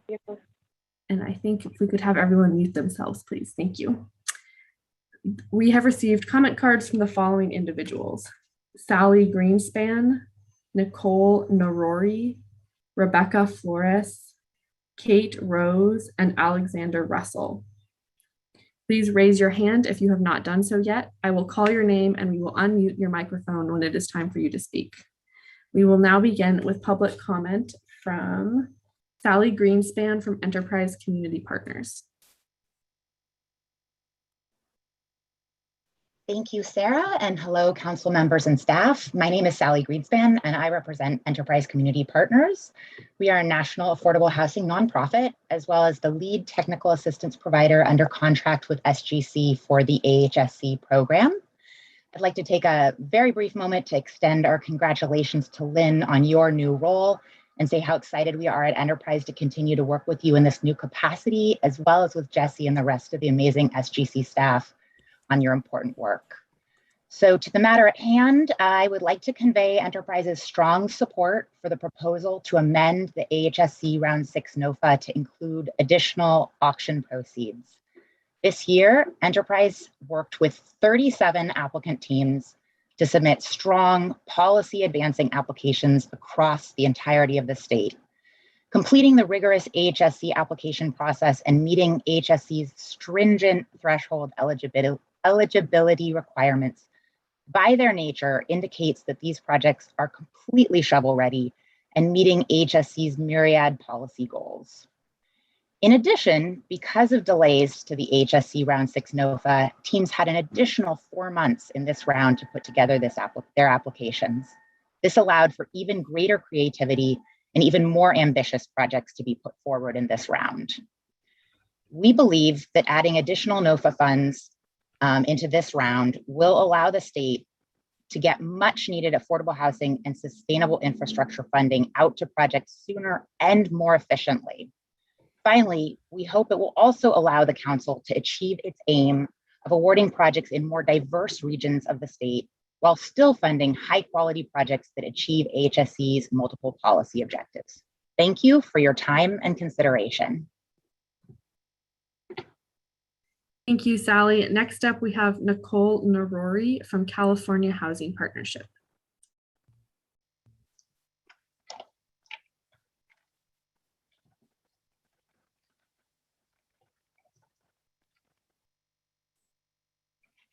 Nicole, we can't hear you. Are you possibly double muted? Can you hear me? Yes, we can hear you now. Okay, I didn't see the mute button. Sorry about that. I just want to say good afternoon to the council and a big welcome to the new director, Lynn.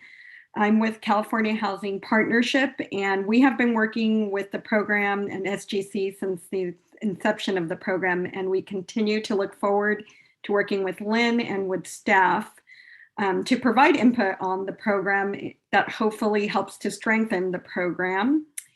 We offer on-the-ground technical assistance and in addition do advocacy and leadership at the state and national level, all in support of the creation and building of affordable housing.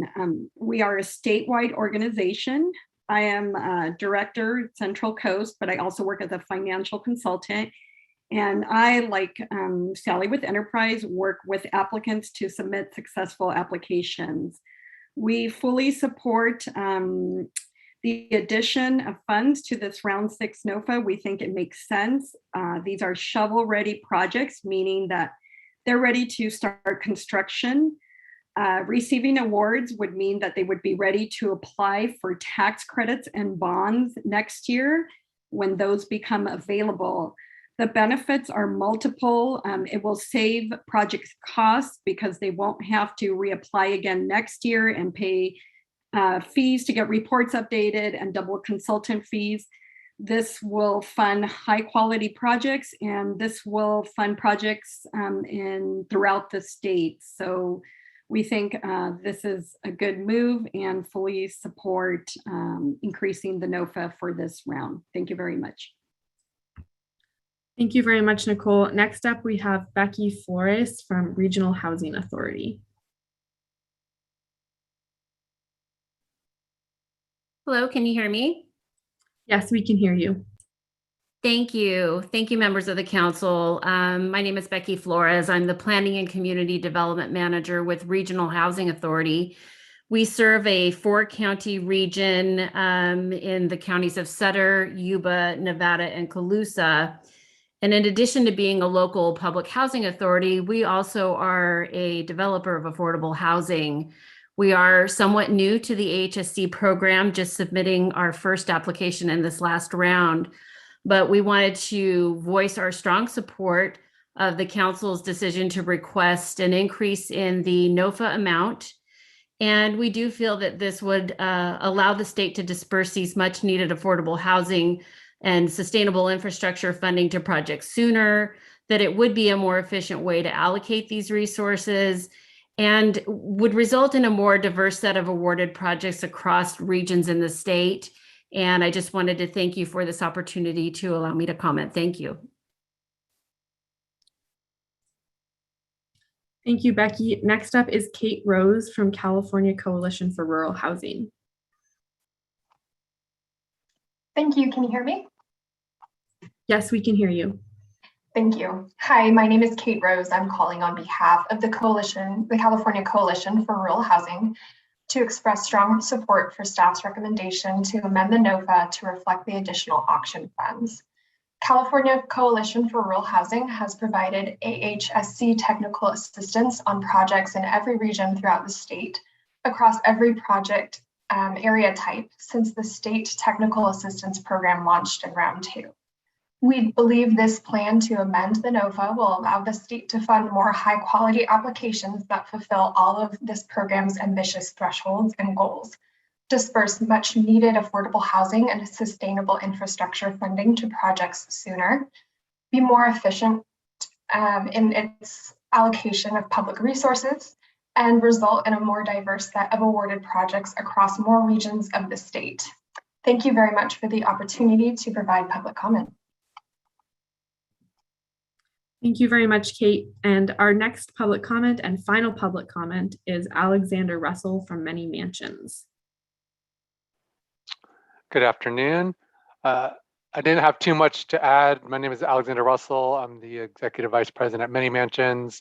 I support all the comments that were previously made by my colleagues. We are also a builder of affordable housing and have an application in this current round. And as was stated, it is a good use of resources to augment this current NOFA. You know, for if we were not to be awarded, we would just end up reapplying like most shovel-ready projects. And so it is a good, effective use of limited resources, saves a lot of cost and time. We actually applied for tax credits this round actually today in anticipation of hopefully being awarded funds.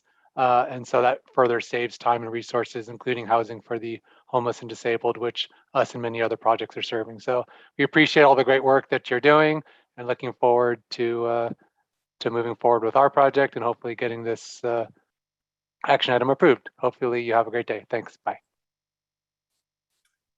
And as there are no other raised hands, that concludes the public comment for this item. Thank you. Thank you, Sarah. Great job. And thank you to all the members of the public that took the time to come and speak. Well, you shouldn't come. You just joined us on the Zoom, but thank you for joining us on the Zoom and for taking the time to speak. Really appreciate public comment each and every meeting. It really does make a difference if you're wondering, and we really do appreciate the time that you take. Let me read staff's recommendation and see if we get a motion and a second on that, and then we can go to council member comments if that's all right. I'm seeing some nods of heads, so I'll take that as sort of some kind of approval. The recommended action is that the SGC hereby directs that the Department of Housing and Community Development, HCD, amend the Notice of Funding Availability for the Affordable Housing and Sustainable Communities Program issued on February 26, 2021 to reflect an additional $380 million. That's approximate. Revenues from recent greenhouse gas reduction fund auctions to reflect a total amount of $785 million. Due to change in NOFA amount, the amended NOFA should reflect the new awarded timeline and maximum developer loan amount. Is there a motion and a second for that recommendation? So moved. Second. Great. Is there council member discussion or input at this point? And my screen just went blank, so I'm going to fix this for just a second.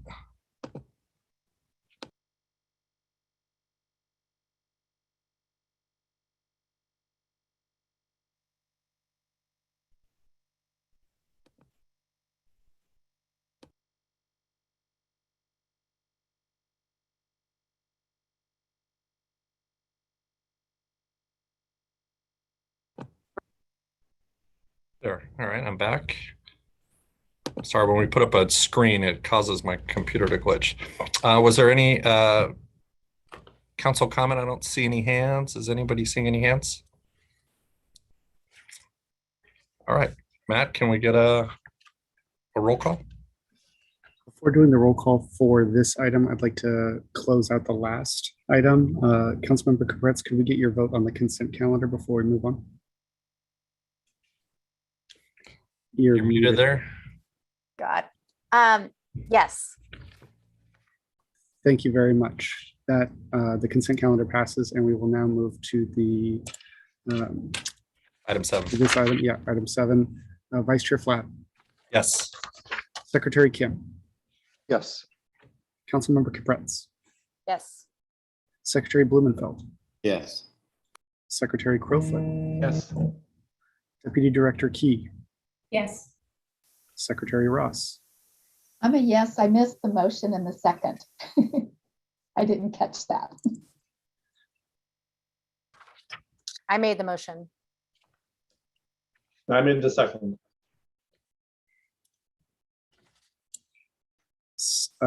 Deputy Director Starr. Yes. Luana Putnam. Yes. Undersecretary Grant. Yes. The motion passes. That is great news. Great job, staff. Great job, Sarhanas. More housing built faster, more efficiently. What more could you want? So great work. Okay, item 8. We're now moving on to item 8, and that is Jesse Buendia territory. This is a great example, Lynn, of something like this is a huge amount of money going out the door for exactly what California wants. And so this would be an example of like, I'm not sure that I'm reading enough to Karen's earlier point about like this is a big deal. So like a press release, various folks that we heard, from public comment, giving it quotes or whatever. It just feels like this is a real opportunity to explain what we do. So just wanted to add that. That's a great point, and we will take the action to make sure that this is promoted widely. What we do and why. Yeah, perfect. Okay, Jesse.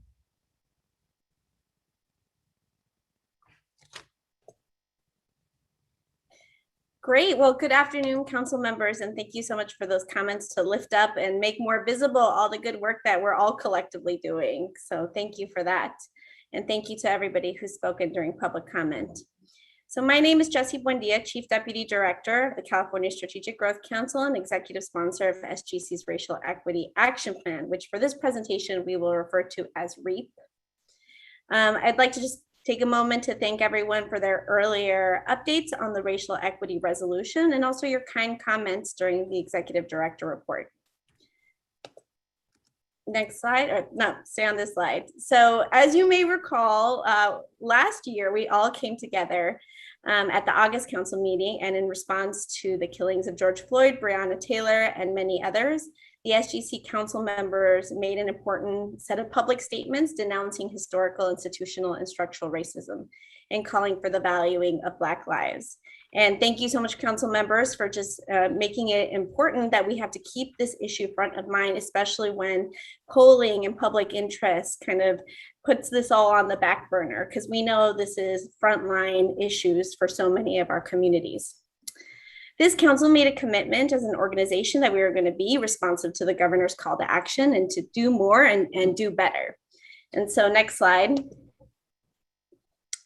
As a quick sort of history of where we've come, in 2019, we became the first state-level multi-agency body to have a racial equity vision statement and action plan. And we made that REAP an ongoing agenda item and designated the council as a forum to share those best practices. The subsequent year, this council adopted the racial equity resolution outlining concrete steps to advance racial equity for SGC and our participating agencies, and using 2 council meetings a year to discuss this topic. Today is one of those designated meetings. Next slide. Our presentation today will be in 3 parts.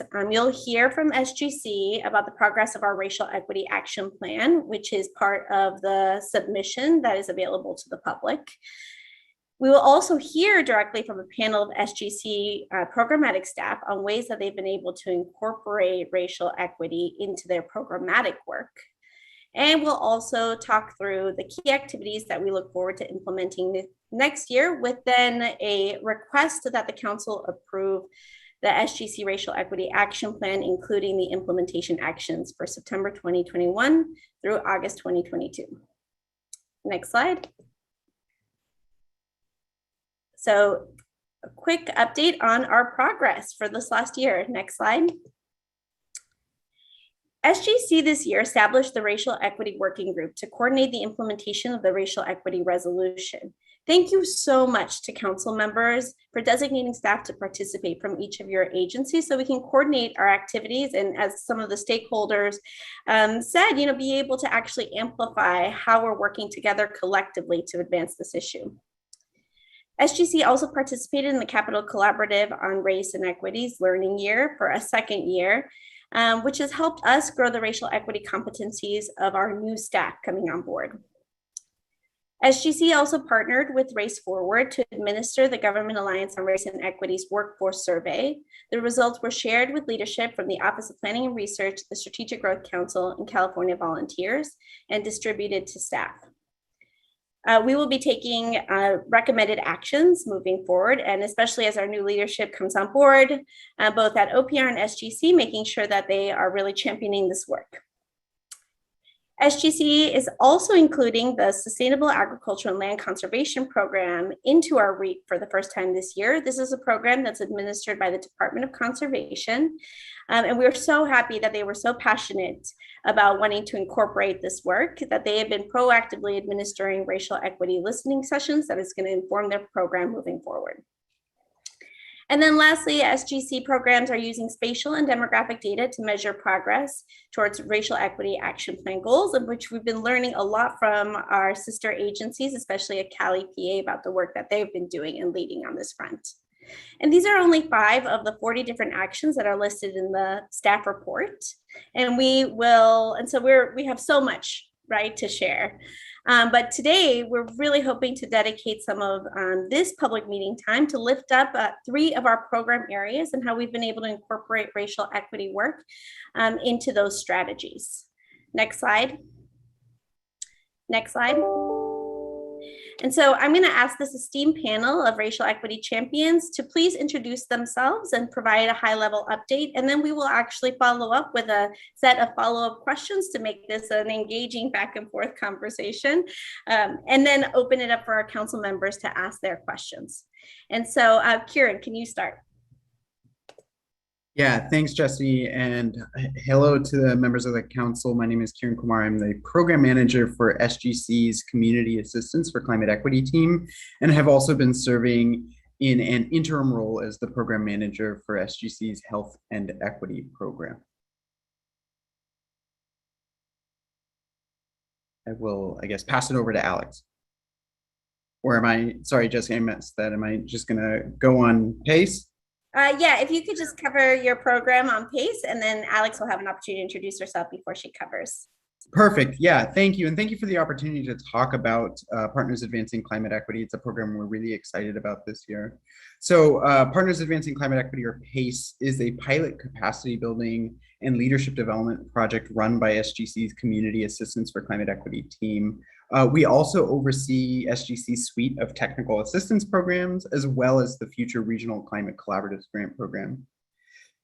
PACE is a cohort-based capacity building program that takes community leaders representing under-resourced communities and predominantly communities of color through a one-year leadership program with the intention of equipping those leaders with the skills and resources, not just to advance climate adaptation and resilience, but really to implement equitable collective impact strategies around broader policy and systems change well into the future. Our theory of change around PACE is that under-resourced communities and predominantly communities of color have historically been disenfranchised from the processes at the local and statewide levels that ultimately determine that the investments that are made in those communities. And so PACE takes a step towards addressing that history of marginalization by centering resources within anchor community-based organizations and making state government much more accessible to those with close ties to community. And then I'll just end this portion by saying that in creating the PACE program, we structured our request for proposals to evaluate bids by consultant teams looking for competencies around addressing racial equity and having trust in and by communities of color. And then also in selecting the cohort, we were also looking for community leaders who clearly saw how their work to address climate change and environmental issues really falls within broader imperatives around advancing and addressing racial justice. And that's it for this section. Great. And so, Alex, could you please introduce yourself? Great. There I am. Thank you, Jesse and Kieran, and hello, Council. As mentioned, my name is Alex Gallo. I have worked on the Transformative Climate Communities TCC program for the last couple of years. And to provide you with a very high-level overview of the TCC program, TCC is a neighborhood-level, community-driven climate investment program established in 2016 to provide environmental, economic, and health and well-being benefits to the state's most disadvantaged communities. Our investments enable community oversight through a developed collaborative stakeholder structure formed by local government and community partners. The community engagement, workforce development, and anti-displacement plans complement the infrastructure projects, resulting in increased climate and social resilience, especially during the COVID-19 pandemic. Next slide, please. So with that background, I'm excited to share a little bit today about how we are making TCC more accessible to disadvantaged unincorporated communities, also known as DUCs, and specifically how we took a racial equity informed approach to develop our policy investment framework. I also want to highlight my colleagues, Saharnaz Mirzazad and Helen Kimball at OPR, who played key roles in this work in addition to our working group members. This approach included conducting an analysis to identify the root causes of the challenges in DUCs, which helped to identify systematic inequalities in California growth planning that is rooted in structural racism. We also collaborated with diverse groups and leaned on the expertise of over 30 residents, experts, and stakeholders to inform our research priorities and the direction of those priorities.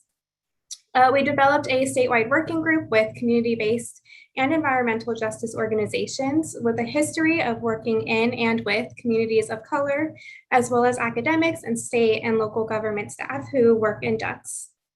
And finally, I'll talk through how we ground truthed existing data with a working group to develop a data spatial tool that can better reflect the realities on the ground and ultimately ensure more DUC eligibility across the state. So thank you. And with that, I'll pass it off to my colleague, Michael, who will cover the Health and Equity Program.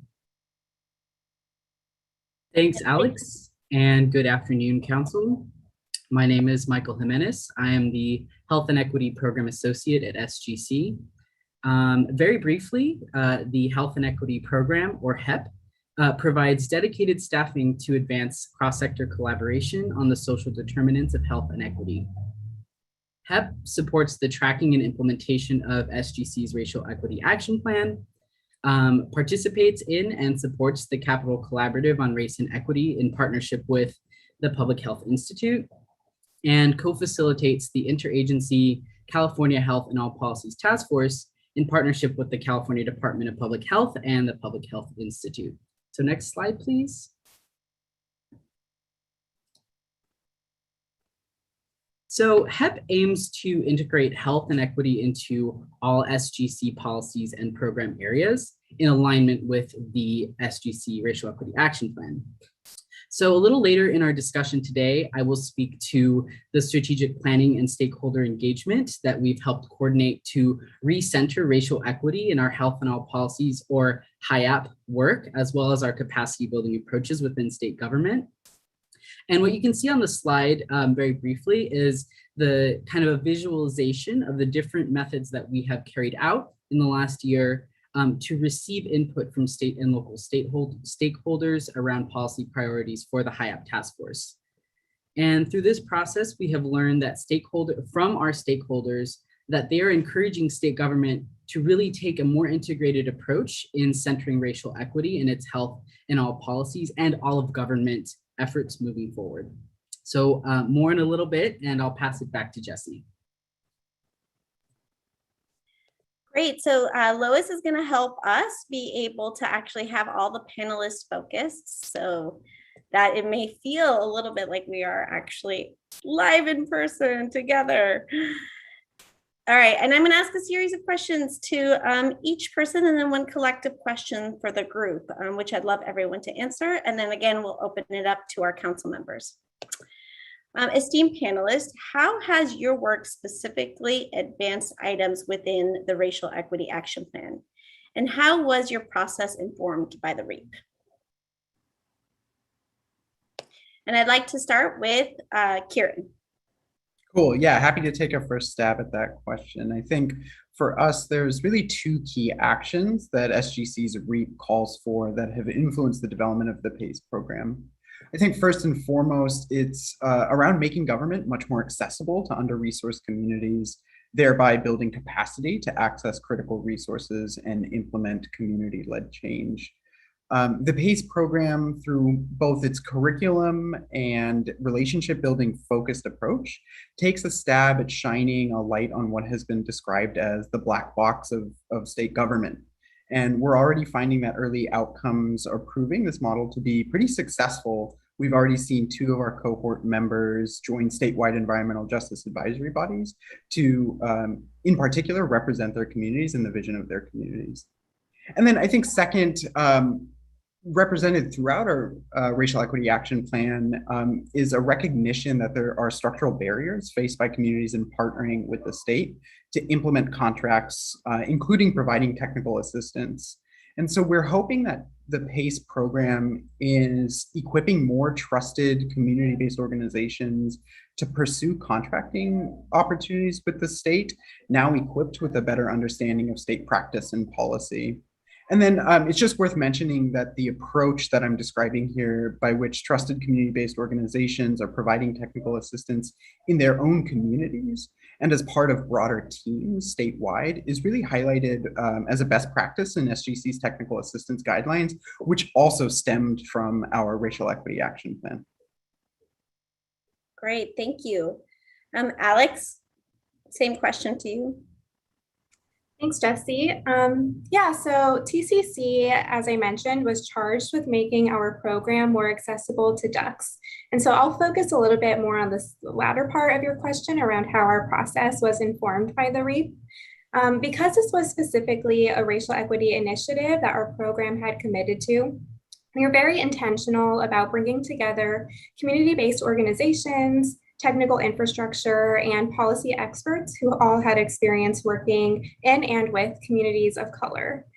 We also were very intentional about working collaboratively with our working group and have more of a bottom-up approach, which, as you know, is not new to the TCC program in that we require it in the communities that we invest in. But because of that, we've learned that creating those structures can really be an effective avenue to vet policies and tools in real time with experts on the ground, which can ultimately lead to better outcomes.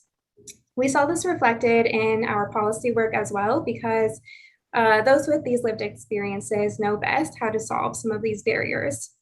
I'll also mention that the REAP process was an important step because it really helped us articulate our goal of bringing investment back to unincorporated communities of color, which helped keep us accountable since these issues are incredibly complex.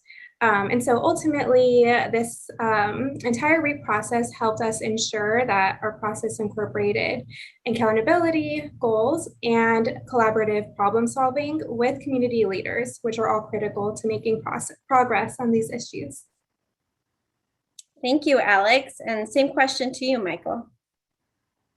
Thanks, Jesse. So in the last year, the Health and Equity Program committed to conducting strategic planning for the HIAP task force that would engage state and local stakeholders around the intersection of public health and racial equity. So by including this strategy in the SGC REAP, we were compelled to partner with the UC Berkeley Othering and Belonging Institute, an organization that shares similar racial equity values as SGC, understands the importance of engaging with diverse audiences around health and racial equity, and provides added capacity to leverage external feedback and integrate those local priorities for health and equity within California state government work. So partnering with Othering and Belonging was critical to achieving our racial equity goals in the last year. The team anonymized data from an online survey and 4 listening sessions that were carried out in the last year around the HIAP task force and conducted a thematic analysis of these results, leading to key policy areas, recommendations, and interventions around health and equity and the HIAP task force. And there was a strong connection to the Racial Equity Action Plan itself in those recommendations. And with the support from Othering and Belonging, we have integrated stakeholder recommendations into our strategic planning framework around the HIAP task force. So the resulting policy actions will really help SGC and its interagency partners further address and advance racial equity within a HIAP body of work and within the mission and vision of other participating California state agencies. Back to you, Jesse. Great. Well, thank you, all 3 of you. Kieran, quick follow-up. Why is this work around capacity building and PACE explicitly a racial equity strategy? Yeah, that feels like the million-dollar question. For us, I think in, also responding to this question, it might be helpful to draw a distinction between technical assistance and capacity building, where technical assistance is typically support and resources provided on a single project, usually a grant application or around implementing a specific grant project. And then the way that we see capacity building in this context is moving much further upstream and supporting communities in building for themselves the skills, resources, networks, community-based processes that enable them to advance collective impact strategies and ultimately compete on a level playing field for critical resources. And so investment in capacity building as a core tenet of SGC's work, and increasingly the state's, is a step towards addressing historic inequities faced by under-resourced communities, including communities of color, in accessing funding resources to implement community priority. And then we also see capacity building in certain ways as topically agnostic and more of an investment in a community's ability to enact meaningful policy systems and environmental change with communities at the forefront of decision making. And so all taken together, it kind of represents a departure from traditional top-down power structures. And some have described this work really as a pretty significant step by the state in building power within communities of color. I couldn't have said it better. Alex, based on the process you went through, what advice do you have for other programs or departments working through similar policy efforts? Yeah, I think that it's really helpful to first recognize your topic at hand and then think about your racial equity approach on the onset. I think for staff, it can sometimes be overwhelming to get a large legislative mandate or develop a new policy. And so we started by conducting a root cause analysis to identify the structural root causes of continued disinvestment in these communities. And what we found is that there is a thematic representation issue where residents of disadvantaged unincorporated communities lack political power and economic clout in a system that's often designed to be responsive to the wealthy. And so one way that that has manifested to date is that many disadvantaged unincorporated communities are not accurately reflected in data, and in many cases do not appear on maps at all. And so this lack of data makes policymaking efforts to redirect investments challenging. And so the root cause analysis was helpful because once you can name a specific problem, you can begin to address it. And for us, we knew that we needed to address this data issue by bringing together people with lived experiences as a starting point. And so this was ultimately reflected in our working group where they helped to ground truth data for the development of our data spatial tool, which we developed and is now much more inclusive than what we previously had. And to other state agencies and departments that are thinking through pulling together different people with lived experiences, I would say don't stop there, but really recognize that these lived experiences can bring trauma and distrust, and that sometimes healthy conflict is a necessary pathway for breaking through something and then ultimately moving forward.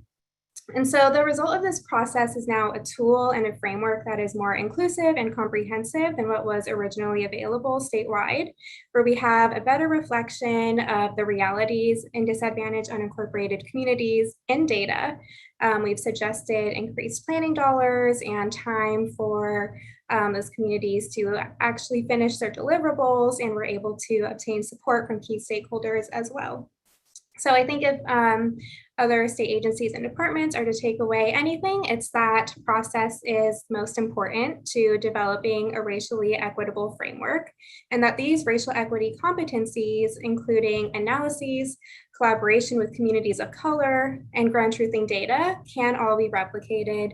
And now we have this investment framework where others can build off of it if they too were seeking to invest in rural or unincorporated communities. Amazing. Thank you. Michael, one question for you, and then we'll open it up to the council at large. What does your work this past year mean for the state around advancing racial equity? And how does this plug into existing and future efforts? Yeah, thanks, Jesse. I think that's something in the HIAP partnership that we think about every day, like on the internal side. So for context, the Health and Equity Program came on board at SGC in April 2020. And at that time, we were really building on 10 years of the HIAP task force doing cross-collaborative and interagency work in California, and bringing together state government staff and leaders who were dedicated to embedding health, equity, and sustainability into their state government work. So when I think about this past year and what is to come in terms of racial equity implementation, I'm thinking of two influencing factors: one of people and staff, and two of policy. So on the people element side, I'm seeing staff capacity and building up that network and really building up that existing body of work within HIAP. The task force has established a network of professionals who aim to achieve health and equity goals across their departmental work with an equity focus. And HIAP directly led to the establishment of the Capital Collaborative on Race and Equity, or CORE, which as some SGC member agencies are a part of with their staffing as well. And in the last 2 years, CORE has taken off to capacitate a cohort and a network of state staff who are experts around racial equity and who understand the importance of addressing and advancing racial equity in their state service to all of California. So CORE really is, in the way CORE established out of HIAP, CORE is also directly informing the next iteration of the HIAP task force as well, as we reconvene in the coming year with a specific and strengthened racial equity focus. So that's the people side and building up the network. But with respect to the policy side of it, I think the future of HIAP also will be grounded in the recommendations that we've gleaned and the input we've gleaned from our stakeholders in the last year. So for example, some recommendations involve addressing gaps in the state's grant making and procedural equity operations, particularly with respect to health and health equity. centering health and equity in stakeholder engagement efforts led and driven by the state. And as we recover from COVID-19, really embedding a racial equity lens into state programs and resources that are dedicated to our recovery statewide. So really, what has become most clear to us in the last year and what we're going to focus on moving forward is, our high-up work across state government and across, the whole array of policy areas we're dealing with at SGC, really needs to be focused on racial equity as a key determinant of broader health and equity outcomes. So thanks for that question, Jesse. Thank you so much. So Lois is actually going to help us just finish the slide deck, and then that's when we'll open it up for all of our council members to ask you guys engaging questions related to the incredible presentations that you've put forward. And so thank you, Lois, for jumping back to the presentation. This coming year, we are not only hoping to deepen the work, so next slide, but we are hoping to be able to lift up at least 30 different items that were listed in the staff report, of which 5 I'd like to highlight here in the public forum. We hope that the presentation and the questions that you may ask will really make sure that our council agencies understand that there is a return on investment to investing in racial equity action plans. And that I do hope that through the Racial Equity Working Group, we're able to support agencies in helping them develop publicly facing racial equity action plans that can help actually create accountability and transparency for the work. In addition, we'll be partnering with the Public Health Institute to launch year 3 of the core learning year, as well as a year 2 advanced implementation cohort, which is going to provide more technical assistance to agencies and departments who are already doing the work. We'll be integrating racial equity strategies into new SGC programs as they come online, and also incorporating them into our interagency agreements with other state department partners. And hopefully developing language access objectives for SGC's communication materials in line with what agencies are being asked to do at a statewide level. And lastly, this is probably the toughest nut to crack, is really exploring advanced payment implementation and other contract equity approaches that are going to allow us to, again, support people with lived experience and having them help inform state practices. And so I'd like to move us to the next slide, which is what we're asking our same council to do today. You could back up one slide. Yes, thank you.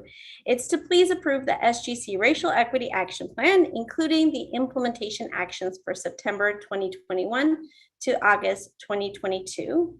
And then I will direct it back to Council Member Flad, Vice Chair Flad, who will then open it up for you to be able to ask myself or any of the panelists from SGC follow-up questions related to this item.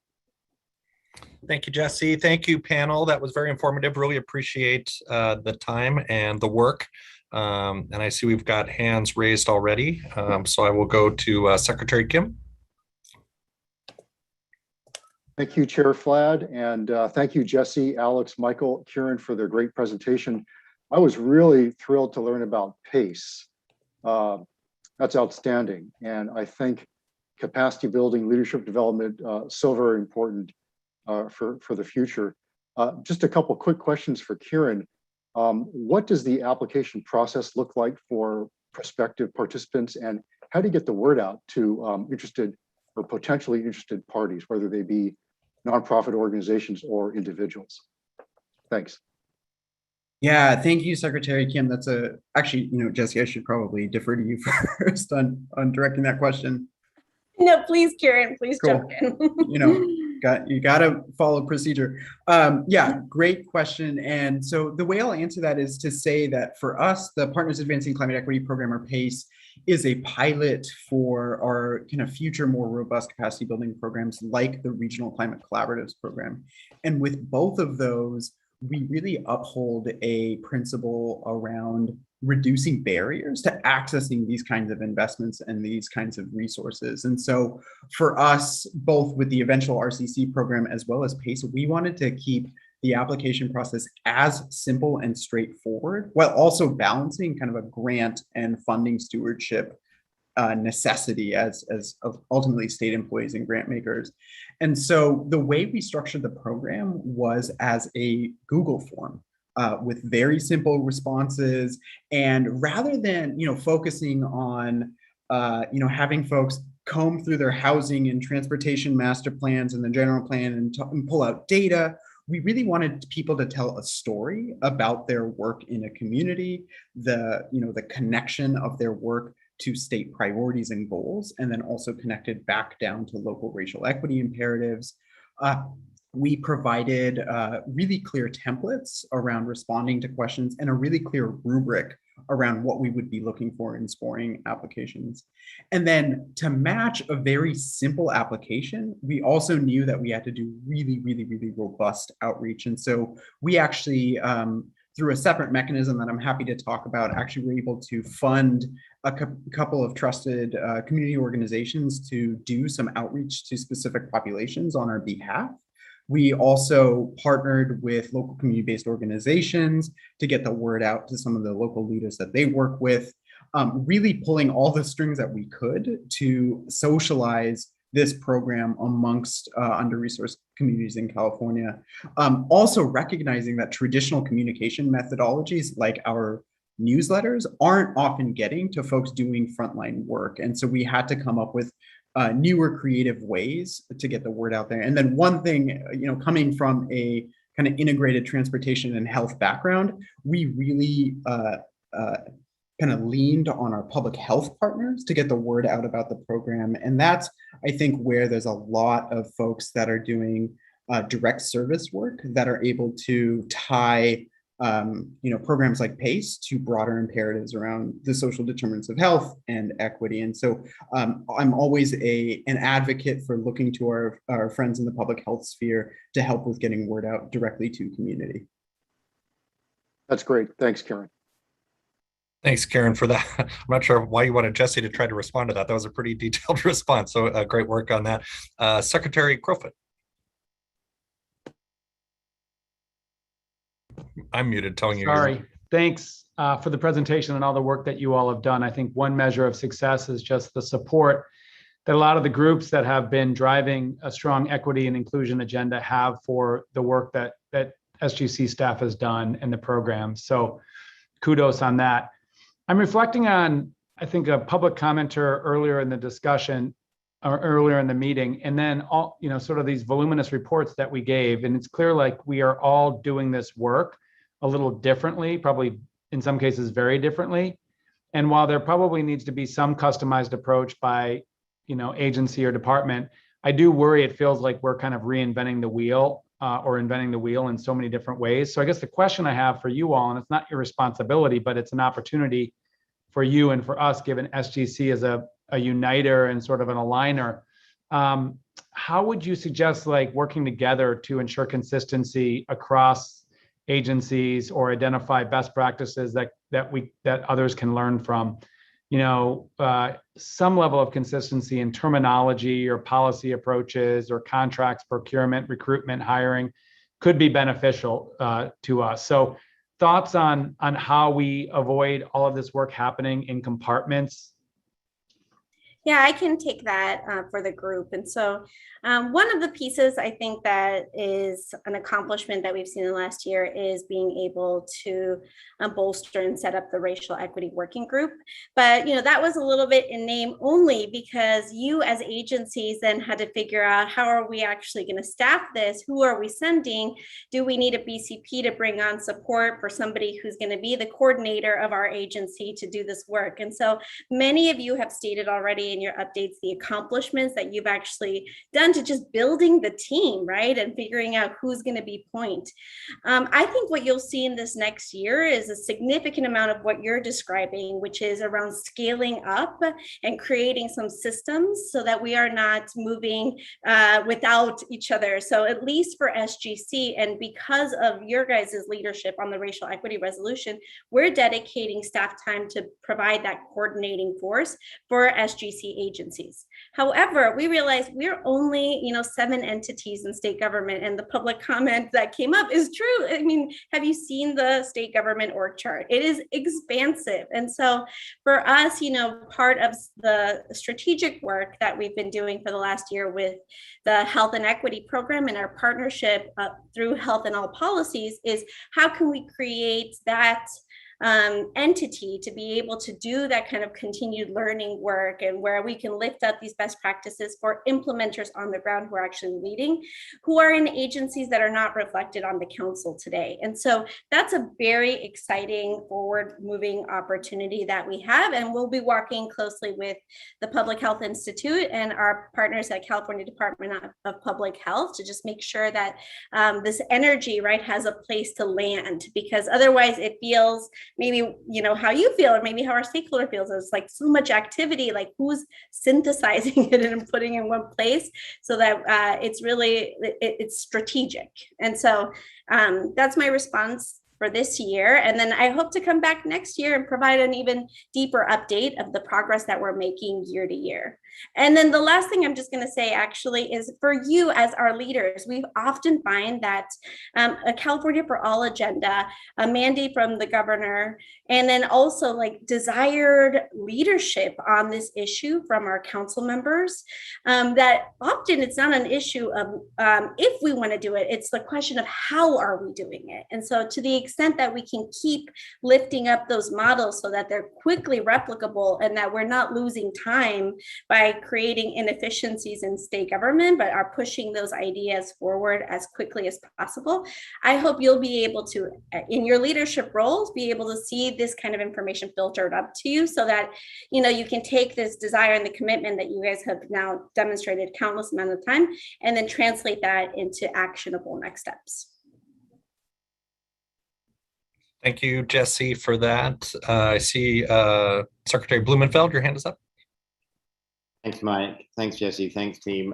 Just really building on what Wade was saying, Jesse and team, when you think about, and I think Wade mentioned this earlier, or someone else did, the IPCC report that really just talks about the urgency that we need to respond, with both bold and incredibly swift action if we're going to avoid the worst of climate change that we're already experiencing every day in California. The Transformative Climate Communities Program, to Wade's point, is a tool that we should be explaining to every single state, every single country, and it feels like having some of those core elements written down in a programmatic way that are replicable, not only by other local government here in the state, but if we're going to deal with the climate issue in an equitable way, which we all believe we need to, as opposed to just dealing with it in a way that doesn't meet the needs of disadvantaged communities, we're going to have to replicate programs like TCC. And so I just don't feel like we have the time. It feels like a level of this is an incredible program. We put hundreds of millions of dollars into it, and now we need to explain to the world.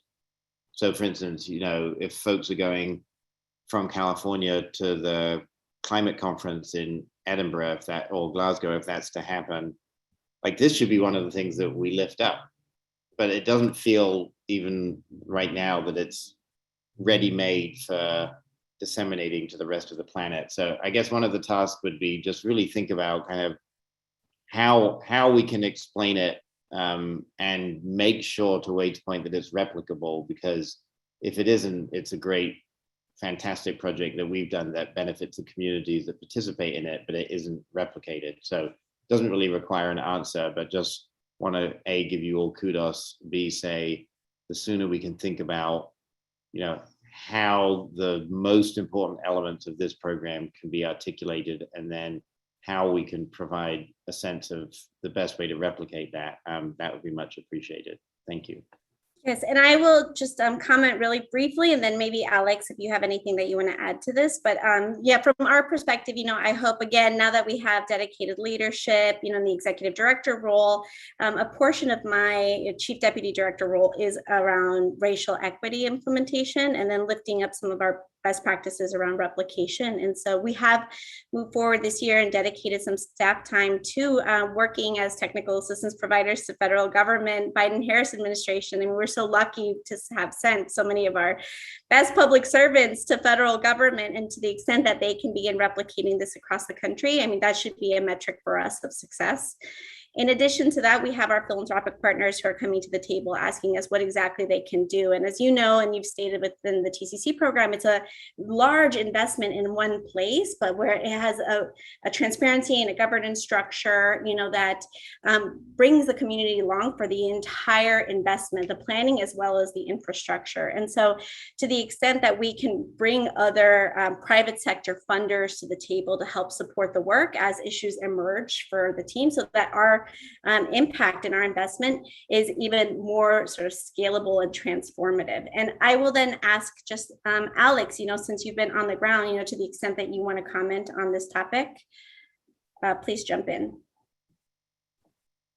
Thanks, Jesse, and thanks, Secretary Blumenfeld, for your question, comment. I think Jesse covered it wonderfully. I just want to emphasize the community-driven approach and specifically the collaborative stakeholder structure, which I alluded to a little bit in my presentation, but that is really, I think, what makes the difference is having local government and community-based organizations along with residents who are benefiting from these investments all together in one place with accountable measures that everyone has agreed upon on how they will address issues. So, you know, as I mentioned, the program was established in 2016, and now we have 3 rounds of the program. And every day we're hearing news stories about what's happening on the ground, and we are thinking about ways that we can uplift them. And so I think we also will continue to rely heavily on the council members here to help uplift those stories as well. And so I think we're just really looking forward to more opportunities to collaborate and think about the most strategic ways to do that. And we just want to thank everybody on the council for their support during this budget season for the Transformative Climate Communities budget item, and to all the stakeholders who've come to the table also. And so to the extent that our staff is available to educate the legislature, if there's any questions regarding the program, or anyone within your own agencies or staff, if they have any questions, we definitely see this as a program that is in service of the entire state as a goal and the many multiple objectives of this administration. Thank you, Jesse. I don't see any other hands up, but I do have one question, and it's regarding Alex, your comment with regard to healthy conflict. And I'm a fan of that topic and value healthy conflict, and wonder if I know at the local level, I often question whether or not there's the capacity necessary for healthy conflict, because I think it's just viewed as conflict without purpose. And so, because a council chamber is full of angry people demanding that you defund your police department is not always viewed as a catalyst for change or a positive thing, right? So do we talk enough about the fact that this will require conflict and that healthy conflict is necessary for the type of change and the change with the speed that we wish to see it? Thank you, Vice Chair, for that question. I think it's a great question. In terms of whether we talk about it enough, I'm not really sure, but I think we could definitely talk more about it and more about these issues generally. One thing that comes to mind for me is our planning grant structure. You talk about capacity, and I totally agree that it can be challenging to put a certain amount of extra work on top of our work, but I think it's important to think about this as our everyday work, and that we need to create capacity to be able to have these conversations. And our planning grants are a great structure in that they tie local government with community-based partners to have those conversations together. And so those community-based partners are compensated for their work in helping to bring community residents together with local government. And there's also joint agreement on how those plans will be implemented and how community engagement will happen.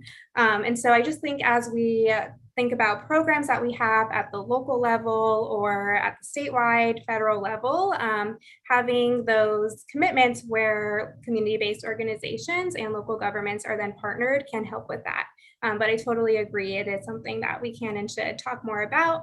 And the last thing I'll mention is CORE, our Capital Collaborative on Race and Equity, which I am a participant of on behalf of the TCC program. And so that is a wonderful place where we're actually able to talk more about these issues, more about challenging conversations, and we're actually developing competencies on how we can have those conversations in more productive ways. And so I think that there are services for CORE to then support local governments as well, which we can definitely help uplift that, but that is also a resource. And then I will just add, one last thing is what we talk about in CORE training, but also in all of our racial equity work is we're really dealing with a trust deficit that we have with communities of color, obviously, who have been historically left out and by design, not given the same access to the public good as other communities. And I think what's very important in that is one of the things I like to say is clarity is kindness, so to the extent that we are able to be as clear moving forward and managing expectations and actually delivering on the things that we're going to say we're going to deliver, it's good governance, at best. And this is just something that I think, our entire TCC team, but I just want to say specifically Saharna Mirzazad, she has been incredibly good at navigating very difficult, controversial issues that we have with local government, but being as clear, as transparent, as consistent, and ensuring that our staff actually delivers at the end of the day. And so I just want to applaud the whole team, because those are all literally competencies that we need to have public staff people who, in general, reflect the general population who isn't conflict averse, right? But to be able to build their muscles around going into it, knowing there is going to be conflict, but emerging out of it on the same side.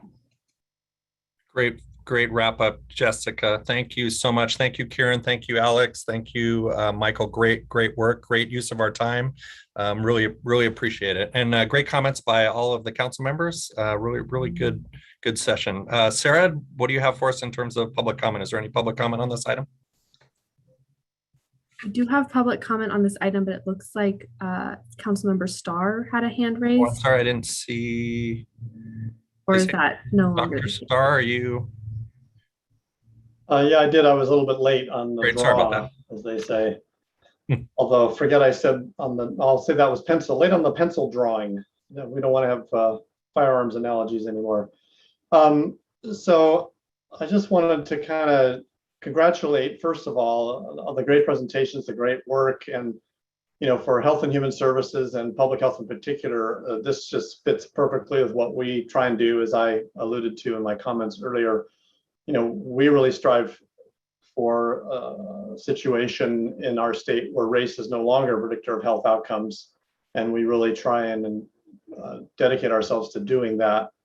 But nevertheless, we continue to experience, even with the COVID pandemic, disparities by race, as I also alluded to. And I think California did incredible work to try and address the inequities, and so the gaps are less than they would have been.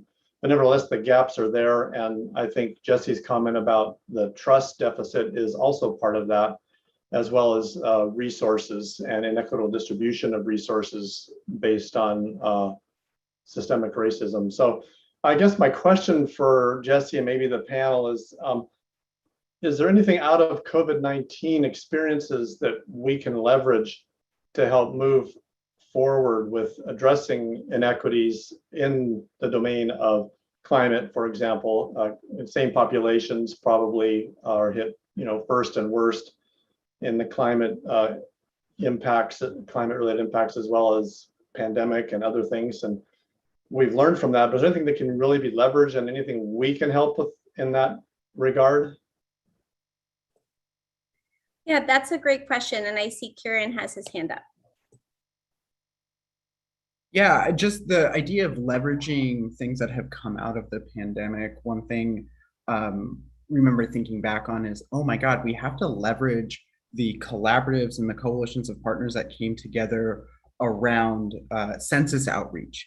And similarly, I think that there's a real imperative for us to leverage, invest in, and support the work of collaboratives of community-based organizations, direct service providers, and local government that have come together in addressing COVID, either through testing, vaccination, or just getting the word out locally in communities. That's where trust has actually been built in a lot of places, especially in communities of color. And I think it would be a missed opportunity for us to not think about centering our work around process and equitable process-driven climate change within those collaboratives and those partners who are coming together. And so while they may not see their mission as directly climate related, they do see their mission as supporting community and addressing community vision. And I think there's a lot to leverage and invest in there. And then Alex, I think you had your hand raised. Oh, and Lynn. Great, thanks. Yeah, just really quickly, I think through the TCC program, something that we've learned even over the past year.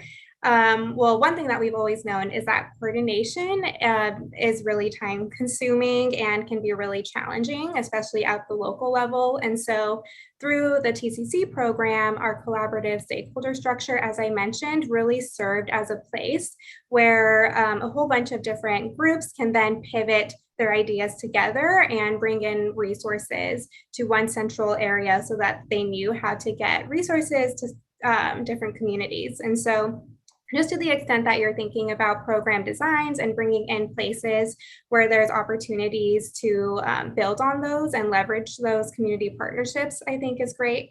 And the other key thing that we've learned from grantees, and which was actually helpful in the TCC program, is flexibility in grant programs and especially in funding structures. We automatically extended all deliverables for 90 days in March of 2020, and that just gave a great amount of time for all of the collaboratives to restructure what they were going to do. And what we saw was that each implementation, sort of even the physical infrastructure projects, were then able to pivot and still use their funds to meet the end goals of the program and the intent of that specific funding source. But we're able to do so in a way that meets multiple needs and goals during the COVID-19 pandemic. And Lynn. And Kieran, I think you took the words right out of my mouth in terms of thinking about the continued and ongoing support to the community-based organizations and networks that have been formed during the COVID response. I think that we have become pretty reliant on being able to have, both the information coming directly from community partners to make sure that what we're working on and the way that we're presenting information, delivering programs, is meeting the needs of the recipients and the target audience. And so continuing, I think, proactively to support those networks of organizations, both through funding, capacity building, ongoing communications, I think is really important. The other piece too that I think is really worth considering and continuing to talk about is how to continue to reduce obstacles to access and participation. So COVID, because we were working on such short timelines, because we were working in an environment where we didn't have all the answers when we were standing up state programs, I think in a way it led us towards, I don't want to say not overthinking what we were asking partners to do, but simplifying and reducing obstacles to participation. And I would encourage us to continue to think about how we can be more reflective and introspective on what we're asking from our partners to participate. Because I think one thing that we really learned from COVID is that there are many, many more partners that are interested, eligible, and willing and want to participate in the state programs and activities. And so purposely creating the environment to continue to expand the table, I think is really important. Thank you all. Vlad, back to you. Yeah. Okay, thanks. If Sarah, you said you had some public comments? Yes, thank you. We will begin by reading the names of everyone who signed up to comment on this item, which is item 8 on the agenda. We have 3 people signed up to comment on this item. When you hear your name, please raise your hand in Zoom. You can do this by clicking raise hand under the participants menu or by pressing *9 if you are joining by phone. We have received comment cards from Vince Leas, Elena Santamaria, and Julia Kaplan. If you would like to submit a public comment card, please visit sgc.ca.gov/meetings. You will have 2 minutes to make your public comment, and we will start the timer once you begin speaking. If you are joining via the Zoom platform, you will be able to see the timer on your screen. Otherwise, we will notify you when your time is up. Please raise your hand in Zoom if you have not done so yet. I will call your name and we will unmute your microphone when it is time for you to speak. We will now begin with public comment from Vince Leas from the Prevention Institute.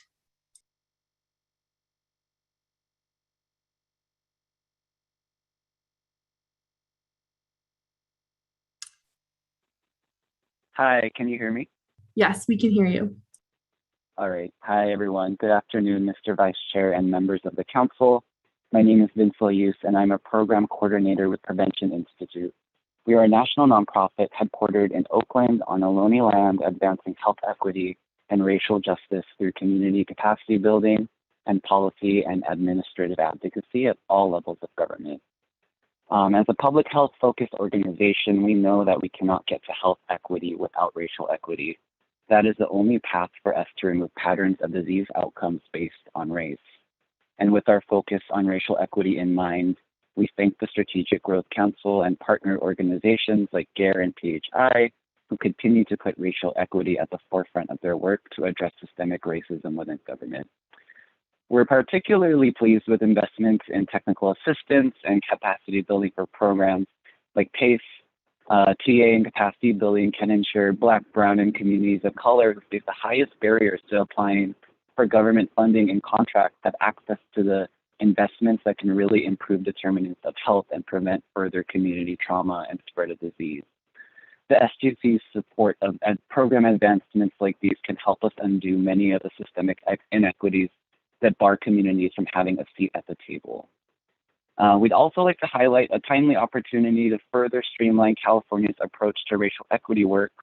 A coalition of over 100 organizations are working to pass SB 17, a bill to create an Office of Racial Equity that can serve as a capacity building hub for a coordinated response to structural racism across all agencies. The Office of Racial Equity can really complement and strengthen the SGC's initiative on racial equity and help facilitate some of that consistency work that Secretary Crowfoot asked about previously. Prevention Institute stands ready to assist and collaborate with you on these efforts to move towards codifying racial equity across our government systems. And thank you for your time. Thank you very much, Vince. We will now hear from Elena Santamaria from Next Gen California.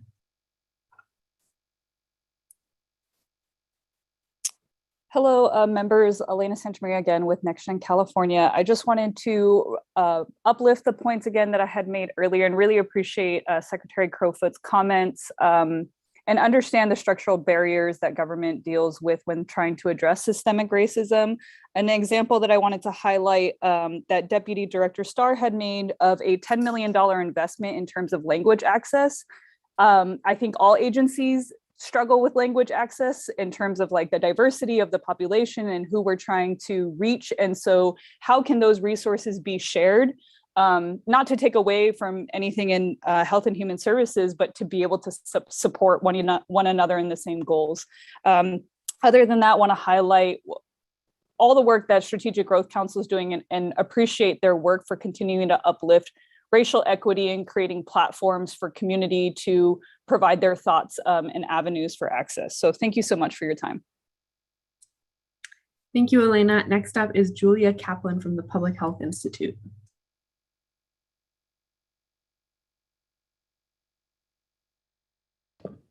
Unmuted. Hi there. Thank you so much. I'm Julia Kaplan I lead the Health and All Policies team at the Public Health Institute. And I want to offer first off a kudos to the Strategic Growth Council and to all of you on the council for your racial equity work. And also congratulations and welcome to Lynn. Really looking forward to working with you in this new capacity. We've worked together in the past, and I really appreciated your comment just now about expanding the table. There have been several references to CORE, and one thing that wasn't fully noted is that SGC itself plays a critical role as the state sponsor of CORE, and we really would never have gotten CORE off the ground without SGC's participation, not just participation, but leadership. So I really want to note the significance of your public and visible leadership.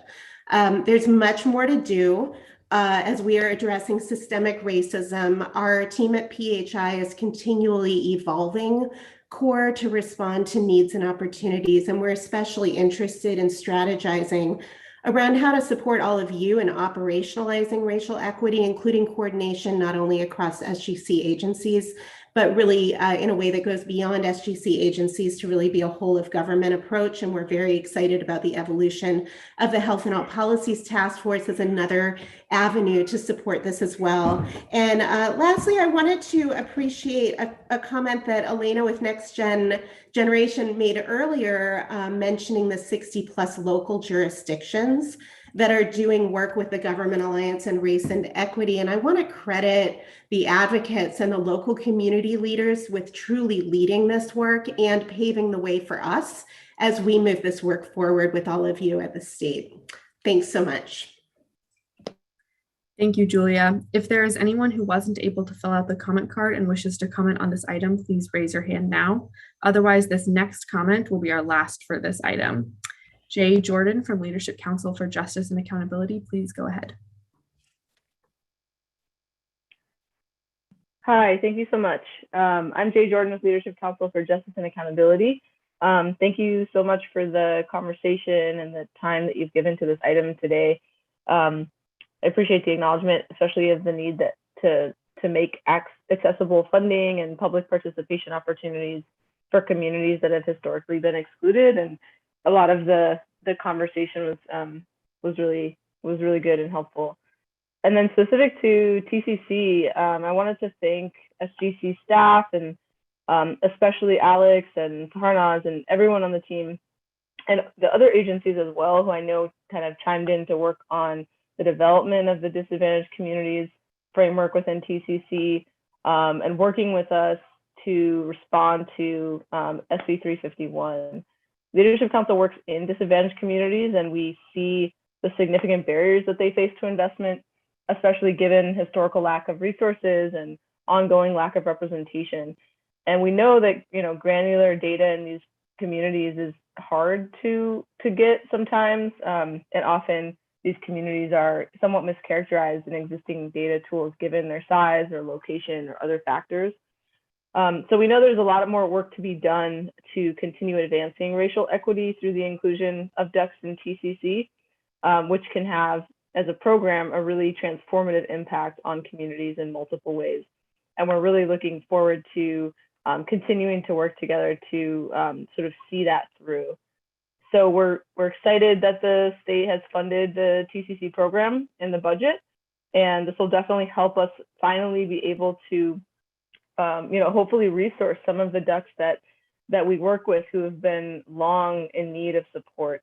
Communities like in the Eastern Coachella Valley, Matheny Tract, who've gone through extensive planning processes for TCC and are finally, going to be able to have that chance to see those projects funded. So thank you for that work, and we're looking forward to continuing to work together. Thank you for that comment, Jay, and thank you to all our public commenters. That concludes our public comment period for this item, and I'll pass it back to you, Vice Chair Flad. Thank you, Sarah. Thank you, Vince, Elena, Julia, and Jay, not just for your comments, but for all of your work in this area.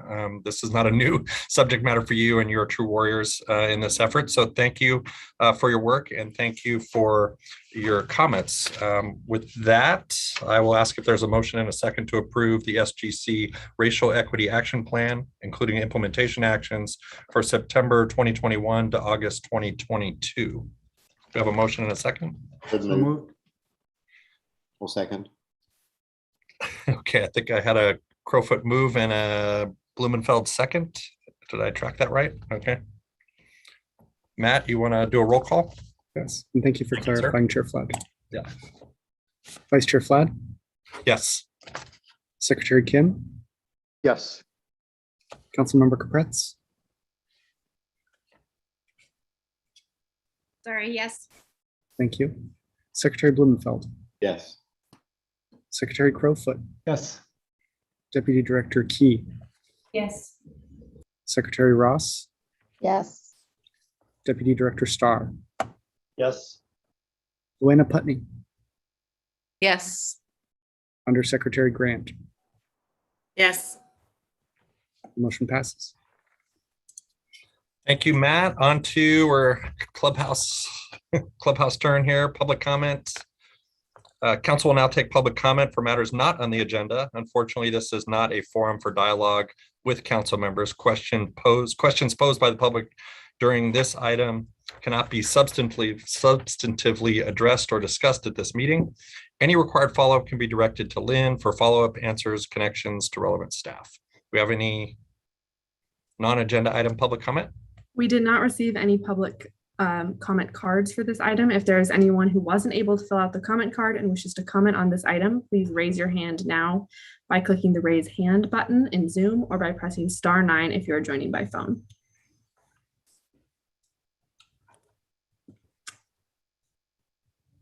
And I do not see any raised hands. Great, thank you, Sarah. And that brings us to meeting adjournment. Welcome, Lynn. Thank you, SGC staff and Jesse for all of your work. And thank you to all the council members for sticking it out and hanging on through the entire meeting. And with that, we are adjourned. Thank you. Thank you, Mike, for running a tight meeting. Hey, thanks.